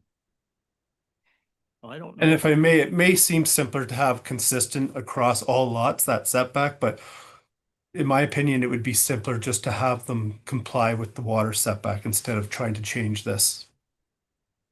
Well, they're doing it now, so. Are we all right with that, Pat? Well, if you're a 30-meter lot now, you'll be 30 meters. If you're an older one, you'll be 20. Sure. Just stick with what we got. I'm fine with it. Yep, Okay, you got If it, it's Jeff. easier that way, Jeff, let's do it. Okay. I can go back and draft something up and I'll come back. Okay. Today or 2 weeks? We might change. I'll do my best to try and get something back in 2 weeks. I might be able to do that. Yeah, okay, well then let's move on. Who's next here with the? I'm just going to read a resolution to defer for now because it is being deferred, and I've written the direction in the minutes that council has given for staff.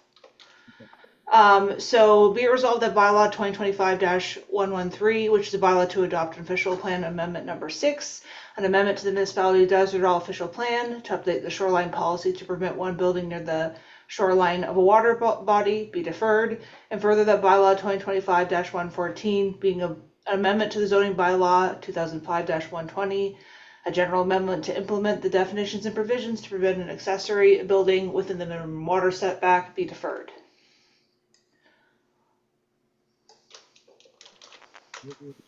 Pat and Farm. We still have to decide is either can you paint them purple or yellow or on that, I think. We have the size down already, don't we? Yeah, but the color, so. Talked about having them natural. Yeah, blue or natural or something. Is that something, Jeff, like I can note that in the minutes as well, that we want natural coloring, or how would you want that worded? So. Sure, and we could just put a line in the official plan policy saying that it should be natural in color, and it's something that can be implemented during the site plan control process as opposed to the zoning bylaw process. So this is obviously for the gazebos that they be natural in color? And sheds, I guess. So right now, so sorry, I know we've passed this resolution, but right now saunas can have a closer setback than a shed. The way that this has been redone, we've said saunas at 20, regardless of the lot, and we've said that shed setbacks will be unchanged. Sheds are only 20 meters if your building is 20. That's right, but it would be 30 otherwise. But if you had a 30-meter setback, you could do a sauna within 20 meters. That's the way it's written right now. So I just want to know if council wants sauna setbacks to be unchanged like sheds are. Yeah, I think that was the direction they provided to keep them both the same. That's Okay. the way I understood it. But Unchanged. Okay. correct me if I'm wrong. Okay, so sauna setbacks unchanged, shed setbacks unchanged on flat lots. Okay, and then natural in color, are we saying well, the other structures aren't going to be in the water setback. So I guess we're saying that for the gazebos. Well, you could just, I will, it'll be for the structure that's permitted in the setback. So it'll either Exactly. refer to the gazebo or the shed on a steep slope. Right, that's true. So Okay. I'll generalize the terminology there. Be careful, Okay. not lots, because they're still not flat, some of them. Lots that are not 15% or something, I don't know. Jeff will work on that. Yeah, I'll come back with something. We need to pin it down. Okay. So you want that resolution passed? Oh, we already passed. We passed it. I went back on it. Yep, we're good. While we can.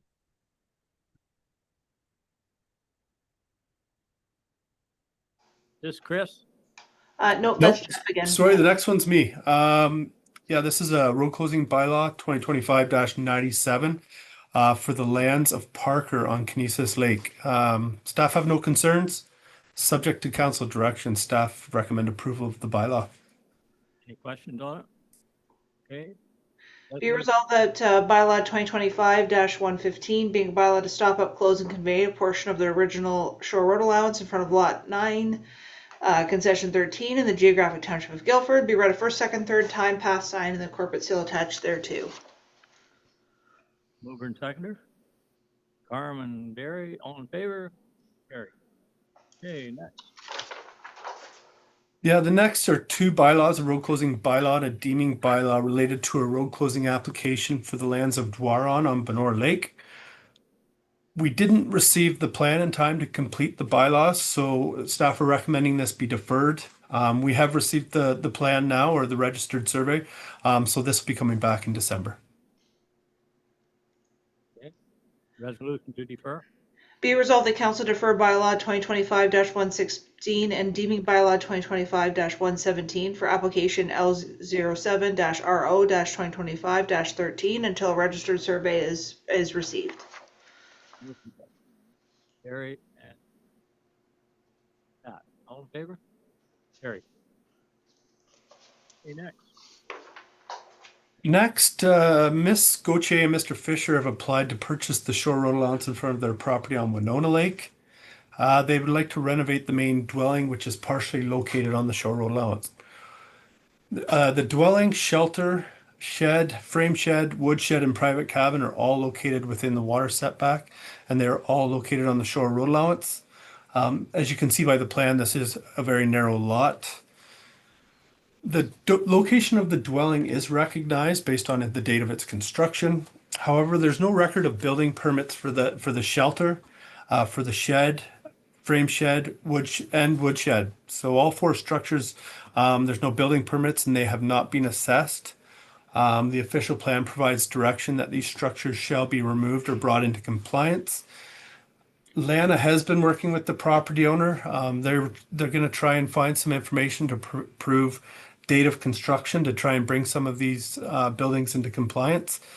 But the way that the way the resolution is worded, that if they do provide acceptable dates being prior to 1977, it would resolve the resolution. So subject to the conditions in the resolution, staff recommend that council approve the application for processing. And I'm happy to answer any questions you have. The other could be able to prove it, but anyway. Okay, resolution. Be it resolved that council approves for processing an application L07-RO-2025-19 by Gauthier and Fisher to purchase a portion of the shore road allowance along the shore of Winona Lake in front of lot 12, concession 1 in the geographic township of Dudley. Pursuant to section 3.2.7 of the Dysart official plan, the shelter, shed, frame shed, wood shed, and private cabin shall be removed or brought into compliance with the zoning bylaw. These lands are declared surplus. And answer. All in favor?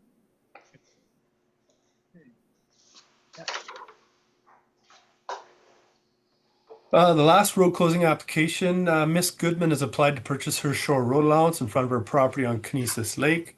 Again, she would like to renovate the structures. There's an attached deck to the dwelling that appears to be built without a permit. Staff recommend that bylaw enforcement look at that. But other than that, staff recommend approval to process the application. Resolution.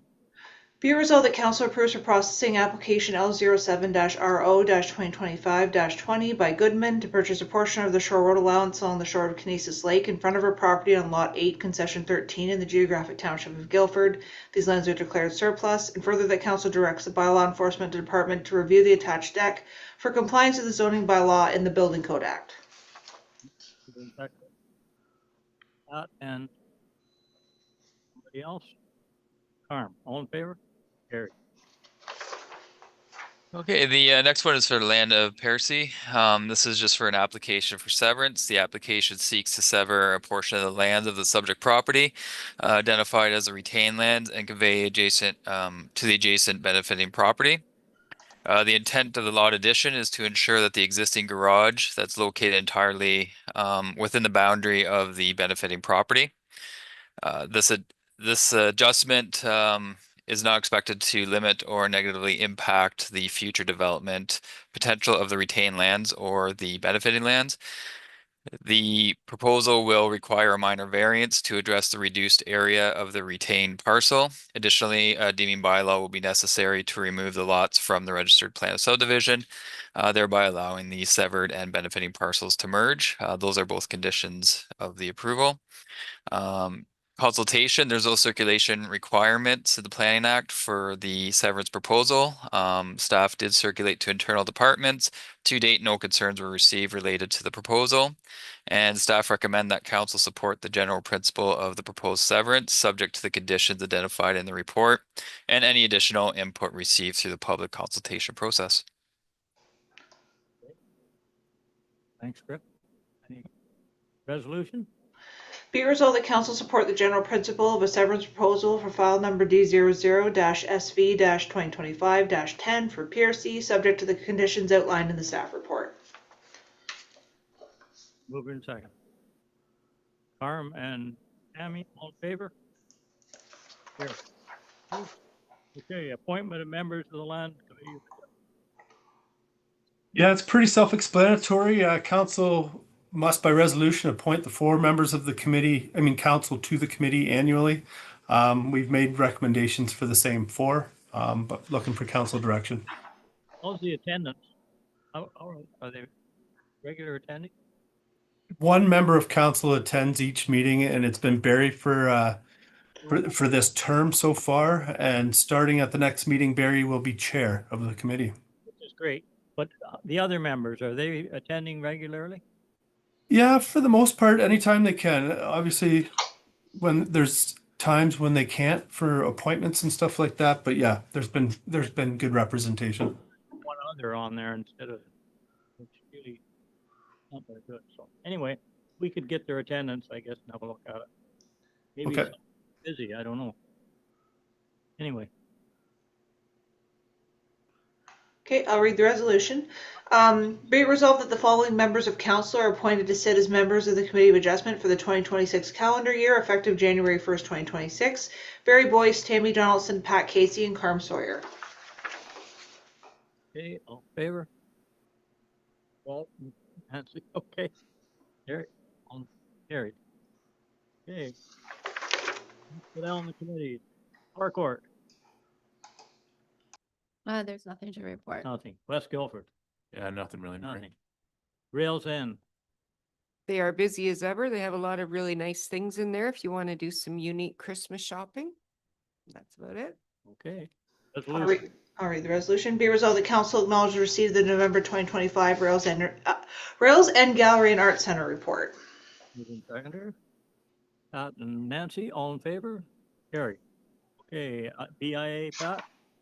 Murray, the band went up. It's not really BIA, I suppose, but they were about it, but fairness to the amendment, they look great and great community feedback on that one. That as well, another great winter Santa Claus parade. It was awesome.